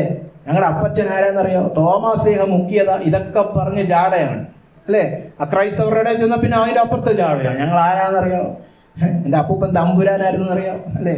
ഇതൊക്കെ പറഞ്ഞിട്ട് അവർ പറയുന്നത് അങ്ങനെ ദാനത്തിനൊന്നും ഞങ്ങളൊന്നും വാങ്ങിക്കാറില്ല. ഒരു കാര്യം, ഒരു വീട്ടിൽ പഞ്ചസാര പോയിട്ട് ഉപ്പ് പോലും ഞങ്ങൾ ദാനത്തിന് വാങ്ങിക്കാൻ പറ്റുന്നില്ല. അപ്പോഴാണ് ദൈവത്തിൻ്റെ രക്ഷ ദാനമായിട്ട് തരാം. അത് ഒരിക്കലും വാങ്ങിക്കില്ല, അല്ലേ? ഈ കുറഞ്ഞ സാധനം പോലും ദാനമായിട്ട് ആരുടെയെങ്കിലും ഔദാര്യത്തിന് വാങ്ങിക്കാത്ത ഞങ്ങൾ ഇനി രക്ഷ ഇനി ദാനത്തിന് വാങ്ങിക്കാൻ വരുന്നേ, അതൊന്നും പറ്റില്ല, അല്ലേ? അപ്പൊ ഈ അഹങ്കാരം ഉള്ളവർക്ക് എന്ത് കിട്ടത്തില്ല? കൃപ കിട്ടത്തില്ല, അല്ലെ? കൃപ ദൈവം നിഗളികളോട് എതിർക്കുന്നു, കൃപ താഴ്മയുള്ളവർക്ക് കൊടുക്കുന്നു. അതുകൊണ്ട് ഇത് താഴ്മയുള്ളവർക്കേ മനസ്സിലാവുകയുള്ളൂ. ഇവിടെ പറഞ്ഞിരിക്കുകയാണ്, ഇത് പ്രവൃത്തികളാൽ അല്ല ദാനം, അല്ലെ? 1 കൊരിന്ത്യരിലേക്ക് കടക്കട്ടെ. 1 കൊരിന്ത്യർ 1:26 മുതൽ 31 വരെയുള്ള വാക്യങ്ങൾ ദയവ് ചെയ്ത് കേട്ടാട്ടെ. സഹോദരന്മാരെ, സഭയ്ക്കകത്തുള്ള വിശ്വാസികളോട് അപ്പോസ്തലൻ പറയാണ്, സഹോദരന്മാരെ, നിങ്ങളുടെ വിളിയെ നോക്കുവിൻ. വിളിയെ നോക്കൂ എന്ന് പറഞ്ഞാൽ നിങ്ങളുടെ കൂട്ടമൊക്കെ ഒന്ന് നോക്കി, ദൈവം വിളിച്ച് വേർതിരിച്ചിരിക്കുന്ന ഈ ദൈവസഭയെ ഒന്ന് നോക്കിക്കേ. ലോകാഭിപ്രായ പ്രകാരം ജ്ഞാനികൾ ഏറെയില്ല, അല്ലെ? ഏറ്റവും വലിയ പണ്ഡിതൻ അകത്തിരിപ്പില്ല. ബലവാന്മാർ ഏറെയില്ല. ജിമ്മിലൊക്കെ പോയി നല്ല തടിച്ചു കൊഴുത്തിരിക്കുന്ന, അല്ലെ, വലിയ യുദ്ധ സൈന്യത്തിനൊക്കെ പോകുന്ന വീരന്മാരൊന്നുമില്ല, അല്ലെ? കുലീനന്മാരും ഇല്ല. കേട്ടോ. അപ്പൊ നേരത്തെ പറഞ്ഞ തമ്പുരാന്റെ മോനും പാലായിലെ അപ്പച്ചന്റെ മോനും ഒന്നും ഇല്ല. കുലീനതയൊന്നും പറയാനുള്ളവരല്ല, അല്ലെ? ജ്ഞാനികളെ ലജ്ജിപ്പാൻ ദൈവം ലോകത്തിലെ ഭോഷത്വമായത് തിരഞ്ഞെടുത്തു. ബലമുള്ളതിനെ ലജ്ജിപ്പാൻ ദൈവം ലോകത്തിൽ ബലഹീനമായത് തിരഞ്ഞെടുത്തു. ഉള്ളതിനെ ഇല്ലായ്മയാക്കുവാൻ ദൈവം ലോകത്തിൽ കുലഹീനവും നികൃഷ്ടവുമായ ഏതുമില്ലാത്തതും തിരഞ്ഞെടുത്തു. ദൈവം ഈ വസ്തുതകളൊന്നും മാനദണ്ഡമാക്കാതെ തന്റെ ജനത്തെ തെരഞ്ഞെടുത്തത് ഈ മാനദണ്ഡങ്ങളൊക്കെ ശുദ്ധ അസംബന്ധമാണെന്ന് തെളിയിക്കാൻ വേണ്ടിയിട്ടായിരുന്നു. ദൈവസന്നിധിയിൽ കുലീനതയും ജ്ഞാനവും ബലവും ഒന്നും അല്ല പ്രാധാന്യം. അതുകൊണ്ട് തന്നെ അതൊന്നും മാനദണ്ഡമാക്കി താൻ തന്റെ ജനത്തെ തെരഞ്ഞെടുത്തില്ല. എന്നിട്ട് പറഞ്ഞിരിക്കുകയാണ്, ദൈവസന്നിധിയിൽ ഒരു ജഡവും പ്രശംസിക്കാതിരിക്കേണ്ടതിനു തന്നെ. ജ്ഞാനവും ബലവും കുലീനതയൊക്കെ ജഡവുമായിട്ട് ബന്ധപ്പെട്ട് കിടക്കുന്നതാണ്. അപ്പൊ അതൊക്കെ ദൈവം പൊക്കി വെച്ചാൽ ജഡം പൊങ്ങും. ഞങ്ങൾ മറ്റേ കുലത്തിൽ പെട്ടോണ്ടാ ദൈവം ഞങ്ങളെ തിരഞ്ഞെടുത്തതെന്ന് പറഞ്ഞ ആളുകള് അഹങ്കരിക്കും, നെഗളിക്കും. അതുകൊണ്ട് മനുഷ്യന് നെഗളിക്കുവാൻ ഒരു വകയും ഇല്ലാത്ത ഒരു തെരഞ്ഞെടുപ്പാണ് ദൈവത്തിന്റെ തെരഞ്ഞെടുപ്പ്, അല്ലെ? ഒന്നും പറയാനില്ല എന്ന് പറയുന്നവരെയാണ് ദൈവം തിരഞ്ഞെടുക്കുന്നത്. അതുകൊണ്ടാണ് അവിടെ പറഞ്ഞിരിക്കുന്നത്, ദൈവസന്നിധിയിൽ ഒരു ജഡവും പ്രശംസിക്കാതിരിക്കേണ്ടതിന് തന്നെ. ഇത് ദൈവത്തിന്റെ ഒരു തത്വമാണെന്ന് തന്നെ പറയും. ദൈവം വളരെ നിഷ്ഠയുള്ള ഒരാളാണ്. തന്റെ സന്നിധിയിൽ ഒരു ജഡവും പൊങ്ങുവാൻ ദൈവം അനുവദിക്കുകയില്ല. യെശയ്യാവ് ഒരു വാക്യമുണ്ട്, എന്റെ മഹത്വം ഞാൻ ആർക്കും കൊടുക്കുകയില്ല. ദൈവം തന്റെ മഹത്വം തീക്ഷ്ണമായിട്ട് കാത്തു സൂക്ഷിക്കുന്ന ഒരാളാണ്. അതുകൊണ്ടാണ് പഴയ നിയമത്തിൽ വിഗ്രഹാരാധനയ്ക്കെതിരെ ഇത്ര തീക്ഷ്ണമായിട്ട് ദൈവം സംസാരിക്കുന്നത്. എന്റെ മഹത്വം വേറെ ആർക്കും കൊടുക്കാൻ പാടില്ല. അതിൽ വളരെ എരിവുള്ളവനാണ് ദൈവം. അപ്പോ ദൈവത്തിന്റെ സന്നിധി വന്നിട്ട് ഒരുത്തം പൊങ്ങുകയാണ്, എടാ ഞാനൊക്കെ വലിയ വിശ്വാസിയാണ്, എനിക്ക് ജ്ഞാനമുണ്ട്, മറ്റത് ഇവനെ വെട്ടാം, അല്ലെ? അപ്പൊ ജഡത്തെ പൊക്കുന്ന പ്രവൃത്തി ദൈവത്തിന് ഇഷ്ടമല്ല. ദൈവസന്നിധിയിൽ ഒരു ജഡവും പൊങ്ങാനും പോകുന്നില്ല. അന്ത്യനാളിൽ അവിടെ ചെല്ലുമ്പോൾ നമ്മളറിയാം, ഒരു ജഡത്തിലും വീഴ ഒന്നും. എല്ലാവരും പറയുന്നത് പിച്ചക്കാരായിരുന്നു, രക്തം ചൊല്ലിക്കൊണ്ട് രക്ഷിക്കപ്പെട്ടു. അല്ലാതെ ആരും ഇവിടെ നമ്മൾ കൺവെൻഷൻ നടത്തുമ്പോൾ 25 പാസ്റ്റർമാർ കൺവെൻഷൻ സ്റ്റേജിൽ പൊങ്ങിയിരിപ്പുണ്ട്. അവിടെ ഒരുത്തനും കാണത്തില്ല. അപ്പോസ്തലനായ പൗലോസ് മുതൽ താഴോട്ട് എല്ലാവരും പറയുന്നത് ഞങ്ങൾ പാപികൾ, പാപത്തിൽ ഒന്നാമനായിരുന്നു ഞാനെന്ന് അപ്പോസ്തലൻ പറയുന്നത്. ഒരു വ്യക്തി മാത്രം ഉയർന്നു നിൽക്കും, അതാരാ? യേശു ക്രിസ്തു. ഒരു മനുഷ്യൻ മാത്രം ഇങ്ങനെ നിവർന്നു നിൽക്കും, ബാക്കി എല്ലാം തറ കിടക്കുകയായിരിക്കും, അല്ലേ? അതാണ് ദൈവ സാന്നിധ്യം. അപ്പൊ ജഡം പ്രശംസിക്കാതിരിക്കേണ്ടതിന് തന്നെ. നിങ്ങളോ അവനാൽ ക്രിസ്തയേശുവിൽ ഇരിക്കുന്നു. നിങ്ങളുടെ അയൽക്കാരൻ ക്രിസ്തയേശുവിൽ ഇല്ല, ഇപ്പോൾ നിങ്ങളുണ്ട്. ആരാ കാരണം? നിങ്ങളല്ല കാരണമെന്ന് എഫീസ്യ ലേഖനത്തിൽ നമ്മൾ ഇപ്പൊ വായിച്ചതേ ഉള്ളൂ. അതിനു നിങ്ങൾ കാരണമല്ല. പിന്നെ ആരാ കാരണം? 1 കൊരിന്ത്യർ 1:30 നിങ്ങളോ അവനാൽ ക്രിസ്തയേശുവിലിരിക്കുന്നു. അവനാൽ ക്രിസ്തയേശുവിലിരിക്കുന്നു, ദൈവകൃപയാൽ ക്രിസ്തയേശുവിലിരിക്കുന്നു. അവൻ നമുക്ക് ദൈവത്തിങ്കൽ നിന്ന് ജ്ഞാനവും നീതിയും ശുദ്ധീകരണവും വീണ്ടെടുപ്പുമായി തീർന്നു. എന്തിന്? പ്രശംസിക്കുന്നവൻ കർത്താവിൽ പ്രശംസിക്കട്ടെ. അപ്പൊ ജഡത്തിൽ പ്രശംസിക്കേണ്ട, പ്രശംസയ്ക്ക് ഒരുത്തനെ ഉള്ളു യോഗ്യൻ, കർത്താവായ യേശു ക്രിസ്തു. കർത്താവിൽ പ്രശംസിക്കട്ടെ എന്ന് എഴുതിയിരിക്കുന്നത് പോലെ ആകേണ്ടതിന് തന്നെ അവനാൽ നിങ്ങൾ യേശു ക്രിസ്തുവിലായിരിക്കും. അപ്പൊ എന്തുകൊണ്ടാണ് രക്ഷ ദൈവകൃപയാലായത്, പ്രവൃത്തിയാൽ അല്ലാതായത്? ജഡം പ്രശംസിക്കുന്നത് ദൈവത്തിന് ഇഷ്ടമല്ല. മഹത്വം പൂർണ്ണമായിട്ടും അവന് തന്നെ കരയേറ്റണം. അപ്പോൾ ഒന്ന് ഓർപ്പിച്ചോട്ടെ, പ്രബോധനം എന്ന രീതിയിൽ രക്ഷയുടെ ആരംഭം മാത്രമല്ല, രക്ഷയുടെ തുടർമാനമായ വളർച്ചയും രക്ഷയുടെ അന്ത്യവും എല്ലാം ദൈവകൃപയാണ്. ജഡത്തിന് പുകഴുവാൻ ഒന്നുമില്ല. അന്ത്യനാളിൽ ഒരുത്തനും വന്നിട്ട് പറയാൻ പറ്റില്ല ഞാൻ വിശുദ്ധി കാത്തു സൂക്ഷിച്ചുകൊണ്ടാണ് എത്തിയതെന്ന്. ഇല്ലില്ല, അതൊരു ഉപാധി മാത്രം, അതൊരു മുഖാന്തരം മാത്രം, അല്ലെ? ഇപ്പൊ ഞാൻ വിശ്വസിച്ചുകൊണ്ട് രക്ഷിക്കപ്പെട്ടു എന്ന് പറഞ്ഞ് വിശ്വാസം എടുത്ത് പ്രശംസിക്കാൻ പറ്റുമോ? ഇല്ല, അത് വെറും ഒരു മുഖാന്തരം മാത്രം, അല്ലെ? ഒരു റോഡ് സൈഡിൽ 2 പിള്ളേര് റോഡിൽ ഇരിക്കുക, ചെളിയും കളിച്ചോണ്ടിരിക്കുക. നമ്മൾ ചെന്ന് ആഹാരം കൊടുത്തപ്പോൾ ഒരുത്തൻ കൈ നീട്ടി, മറ്റവൻ കൈ നീട്ടിയില്ല. കൈ നീട്ടിയവൻ കൈ നീട്ടാത്തവനോട് എടാ നിനക്കൊന്നും കിട്ടാത്തെന്നറിയോ? എന്റെ കൈ ഈ ആഹാരം ഉണ്ടാക്കി. എവിടെ കൂടെ? നിന്റെ കൈ വെറുതെ നീട്ടിയതേ ഉള്ളൂ. നീട്ടിയ കൈക്കൊന്നും വലിയ പ്രശംസയൊന്നുമില്ല. അല്ലേ? എന്ന് പറഞ്ഞാൽ വിശ്വസിച്ചവനും വിശ്വസിക്കാത്തവനും തമ്മിൽ ഒരു വ്യത്യാസവും ഇല്ല. വിശ്വസിച്ചവന് അവന്റെ മേൽ അഹങ്കാരം കാണിക്കാനൊന്നും ഒരു അതിരുമില്ല, അല്ലെ? ഒരു യോഗ്യതയില്ല നമുക്ക് അവിശ്വാസികളെ നോക്കി പുച്ഛിക്കാനൊന്നും, അല്ലെ? ഇന്ന് അതൊക്കെയാണ് സംഭവം. ഞാൻ ഒരിക്കൽ പറഞ്ഞിട്ടുണ്ടെന്ന് തോന്നുന്നു, വിശ്വാസികളെ എല്ലാം കൂടെ ചേർത്ത് വെച്ച് ഒരിക്കൽ ഒരു ഫുട്ബോൾ കളി നടത്തി. അന്ന് രക്ഷിക്കപ്പെടാത്ത സമുദായ പള്ളി എന്ന് കുറച്ചൊരു കളിക്കാൻ വന്നപ്പോൾ രക്ഷിക്കപ്പെട്ടെന്ന് പറയുന്ന നമ്മുടെ നഗരത്തിലെ ഒരു സഭ, അല്ലേ? അവിടുത്തെ പിള്ളേര് വഴക്കുണ്ടായി പറയട്ടെ, നീയൊക്കെ സ്നാനപ്പെടാത്തവന്മാരല്ലടാ എന്ന് പറഞ്ഞ് ഈ നികളഭാവം പുറത്തു വരികയാണ്. ദൈവകൃപയാലുള്ള രക്ഷയൊന്നും മനസ്സിലാക്കിയിട്ടില്ല. പിന്നെ ആ സഭയിൽ അതൊന്നും പ്രസംഗിക്കാറില്ല. അവിടെ ഒന്നും അത്ഭുതവും അടയാളവും സൗഖ്യവും മാത്രമേ ഉള്ളൂ, അല്ലാതെ വചനമൊന്നുമില്ല. അതുകൊണ്ട് പിന്നെ ആ പിള്ളേർ അങ്ങനെ പറഞ്ഞത് അത്ഭുതപ്പെടാനൊന്നുമില്ല. പക്ഷേ നെഗളിക്കാറുണ്ടോ നമ്മൾ അവിശ്വാസികളെ നോക്കിയിട്ട്? ഇവനൊന്നും രക്ഷിക്കപ്പെടുന്നില്ല, നരകത്തിൽ പോന്ന്. അങ്ങനെയാണോ നമ്മൾ സംസാരിക്കുന്നത്? എടാ, നീ എന്താടാ നരകത്തിൽ പോവാത്തെ? അത് ഞാൻ വിശ്വസിച്ചു. അതിലൊന്നും നിങ്ങളല്ല അതിനു കാരണം. ആരും പ്രശംസിക്കാതിരിപ്പാൻ പ്രവൃത്തികളാലും അല്ല. നമ്മളൊക്കെ നമ്മുടെ രക്ഷയെ പ്രശംസിക്കുന്നുണ്ടോ? ഞാൻ തന്നെയാണ് കാരണം, ഞാൻ വളരെ മിടുക്കനായിരുന്നു, ഞാൻ ബൈബിളൊക്കെ കൊച്ചിലെ പഠിക്കുമായിരുന്നു, അതുകൊണ്ട് ഞാൻ രക്ഷിക്കപ്പെട്ടു. അങ്ങനെയാണോ പറയുന്നത്? അല്ല, അവനാൽ. അതാണ് അവിടെ പറയുന്നത്, അവനാൽ. നിങ്ങളോ അവനാൽ ക്രിസ്തയേശുവിലിരിക്കുന്നു.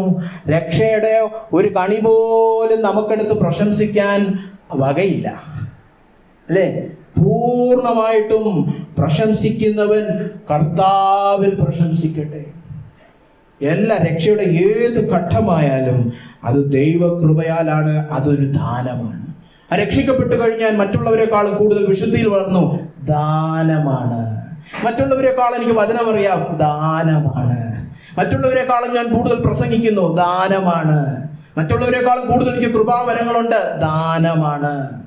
എല്ലാം ദാനമാണെന്നോർത്ത് കർത്താവിൽ മാത്രം പ്രശംസിക്കണം. നികളഭാവം കടന്നു വരരുത്, ജഡത്തിൽ പ്രശംസിക്കരുത്. പറഞ്ഞു നിർത്തട്ടെ. ദൈവകൃപയാലുള്ള വിശ്വാസം മൂലം നാം രക്ഷിക്കപ്പെട്ടിരിക്കുന്നു എന്നാണ് വചനം പറയുന്നത്.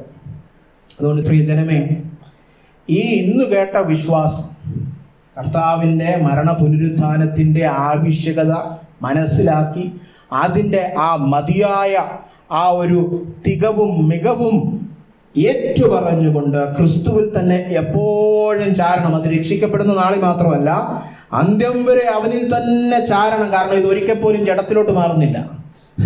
രക്ഷ പൂർണ്ണമായിട്ടും അവന്റെ പ്രവൃത്തിയാണ്. നമ്മൾ അവനിൽ ചാരുക എന്നുള്ളതാണ് നമ്മുടെ ഉത്തരവാദിത്തം. അതുകൊണ്ട് തുടർമാനമായിട്ട് അവനിൽ തന്നെ ചാരി വിശ്വാസത്താൽ അവനിൽ നിങ്ങൾ വിശ്രമിക്കണം. വിശ്വാസത്താൽ അവനെ അനുസരിക്കണം. വിശ്വാസത്താൽ അവനിൽ വളരണം. പ്രവൃത്തിയാലല്ല നമ്മൾ രക്ഷിക്കപ്പെടുന്നത് എന്നുള്ള ആ വലിയ സത്യം മനസ്സിൽ വെച്ച് ഇപ്പോൾ നിങ്ങൾ അഭിമുഖീകരിക്കുന്ന എല്ലാ പ്രതിസന്ധി എന്ന് പറയുമ്പോൾ രക്ഷയുടെ വളർച്ചയിൽ, ഈ ആത്മരക്ഷ പ്രാപിക്കുന്നതിലും വളരുന്നതിലും നിങ്ങൾ അനുഭവിക്കുന്ന എല്ലാ പ്രതിസന്ധികളിലും നിങ്ങൾ മനസ്സിലാക്കേണ്ട ഒരു കാര്യം ഇവിടെ പറഞ്ഞിരിക്കുന്ന പോലെയാണ്. കൃപയാലല്ലോ നിങ്ങൾ വിശ്വാസം മൂലം രക്ഷിക്കപ്പെട്ടിരിക്കുന്നു. നിങ്ങളുടെ ആ വിഷയം എടുക്കുക, പാപത്തിന്റെ വിഷയം, ആ അച്ചടക്കമില്ലായ്മയുടെ വിഷയം, വചനപരമായിട്ടുള്ള ദാരിദ്ര്യം, അല്ലെ, നിരക്ഷരത, ഇതൊക്കെ എടുത്തു വെച്ചിട്ട് പറയണം, വിശ്വാസത്താൽ ദൈവ കൃപ നിമിത്തം ഞാൻ ഈ വിഷയത്തിൽ രക്ഷ പ്രാപിക്കും. നേരത്തെ ആന്റി പറഞ്ഞു, ഞാനൊരു തീരുമാനമെടുത്തു, എൻ്റെ ദൈവം സഹായിച്ച് ഞാൻ ഇനി അത് തൊടുകയില്ല. അങ്ങനെ നമ്മൾ ഓരോരോ ഘട്ടങ്ങളിൽ ഇങ്ങനെ കർത്താവിൻ്റെ കൃപയിൽ ആശ്രയിക്കുവാൻ വിശ്വാസം മൂലം ഒരു പടിയെടുക്കുമ്പോഴാണ് കൃപയിൽ നമ്മൾ രക്ഷയിൽ പടിപടിയായി വളരുന്നു. അപ്പൊ ഇന്ന് നമുക്ക് കർത്താവിലൊന്ന് ചാരാം, വീണ്ടും ചാരാം, അവനെ തന്നെ അഭയം കണ്ടെത്താം, അവനെ തന്നെ ശരണപ്പെടാം. കർത്താവേ, നിന്നെ സ്നേഹിക്കുന്നത് നിമിത്തം ഞാൻ അനുസരിക്കുവാൻ ആഗ്രഹിക്കുന്നു. ഇത്രത്തോളം നീ എനിക്ക് വേണ്ടി ക്രൂശിൽ ചെയ്തല്ലോ, ശാപമായി തീർന്നല്ലോ, അല്ലെ?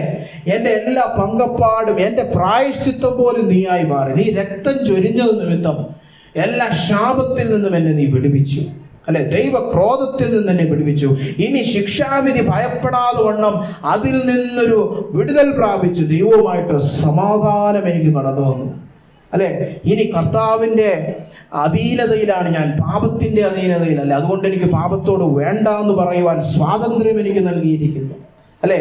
ഇതെല്ലാം മനസ്സിലാക്കി നിന്നെ മാത്രം എൻ്റെ കർത്താവും രക്ഷിതാവുമായി ഞാൻ ഏറ്റുപറഞ്ഞ നിന്നിൽ തന്നെ പൂർണ്ണമായിട്ട് ഞാൻ ചാരുന്നുവെന്ന് നമുക്കെല്ലാവർക്കും ഹൃദയങ്ങളിൽ ഒരു തീരുമാനമെടുത്ത് നമ്മെ തന്നെ സമർപ്പിക്കാം. കണ്ണുകളടച്ച് ഒരു നിമിഷം പ്രാർത്ഥിക്കാം. കൃപയാലത്രേ നാം ശരിയായ രക്ഷ പ്രാപിക്കുന്നത്. അവനിലുള്ള ആശ്രയത്തിൻ്റെയും അവനിലുള്ള വിശ്വാസത്തിൻ്റെയും ഒരു പുതുക്കത്തിനായിട്ട് നമുക്ക് പ്രാർത്ഥിക്കാം. വീണ്ടും യേശു ക്രിസ്തുവിൻ്റെ മരണ പുനരുത്ഥാനത്തെക്കുറിച്ച് കേൾക്കുവാനും ക്രിസ്തുവിൻ്റെ യാഗത്തിൻ്റെ അർത്ഥം മനസ്സിലാക്കുവാനും കർത്താവ് നമുക്ക് ഇന്ന് വീണ്ടും ഒരു അവസരമൊരുക്കി. സുവിശേഷം വീണ്ടും ഓർക്കുവാനും നമ്മുടെ അടിത്തറയായിട്ട് അത് പാകി ശരിയായ ക്രിസ്തീയ ജീവിതം കാഴ്ചവെക്കുവാനും കർത്താവ് നമുക്കൊരു അവസരം തന്നിരിക്കുന്നു. അതിനായിട്ട് അവനെ സ്തുതിക്കാം, സ്തോത്രം ചെയ്യാം. കർത്താവായ യേശുവിന് സ്തോത്രം കരയറ്റാം, ദൈവത്തിന് സ്തോത്രം കരയറ്റാം. അവൻ നിമിത്തം നാം ഈ രക്ഷയിലേക്ക് കടന്നു വന്നിരിക്കുന്നു. പൂർണ്ണ പ്രശംസ അവന് തന്നെ കരയറ്റാം. ഞങ്ങളെ സ്നേഹിക്കുന്ന വലിയവനായ കർത്താവേ, നിന്റെ പുത്രനായ യേശു ക്രിസ്തുവിന്റെ നാമത്തിൽ ഞങ്ങൾ ഇതാ കടന്നു വരുന്നു. കർത്താവേ, സുവിശേഷം, സുവാർത്ത, ഈ ഇത്ര നല്ല വാർത്ത കർത്താവേ ഞങ്ങൾക്കായി നൽകിയിരിക്കാൻ സ്തോത്രം. ഞങ്ങൾ പാപത്തിലും അതിക്രമങ്ങളിലും മരിച്ചവരായിരുന്നു. ഞങ്ങൾ ഞങ്ങളുടെ സ്വഭാവം കൊണ്ട് തന്നെ കർത്താവേ ദൈവക്രോധത്തിന്റെ മക്കളായിരുന്നു. കർത്താവേ, നീ ഞങ്ങളെ നശിപ്പിച്ചു കളയുവാനല്ലാതെ ഞങ്ങൾ വേറെ ഒന്നിനും യോഗ്യരല്ലായിരുന്നു. ഞങ്ങളുടെ ഉള്ളത്തിൽ നിന്നോട് ശത്രുത മാത്രമേ ഉള്ളായിരുന്നു. ഞങ്ങളുടെ ഹൃദയങ്ങൾ പാപം നിമിത്തം ഇരുണ്ടുപോയതും കുരുടാക്കപ്പെട്ടതും ഹൃദയ കാഠിന്യമുള്ളതുമായിരുന്നു കർത്താവ്. ആ ഹൃദയമുള്ളവരെ കർത്താവ് നീ തേടി വന്നല്ലോ. ഞങ്ങൾക്ക് വേണ്ടി നീ ഒരു യാഗമായി തീർന്നല്ലോ.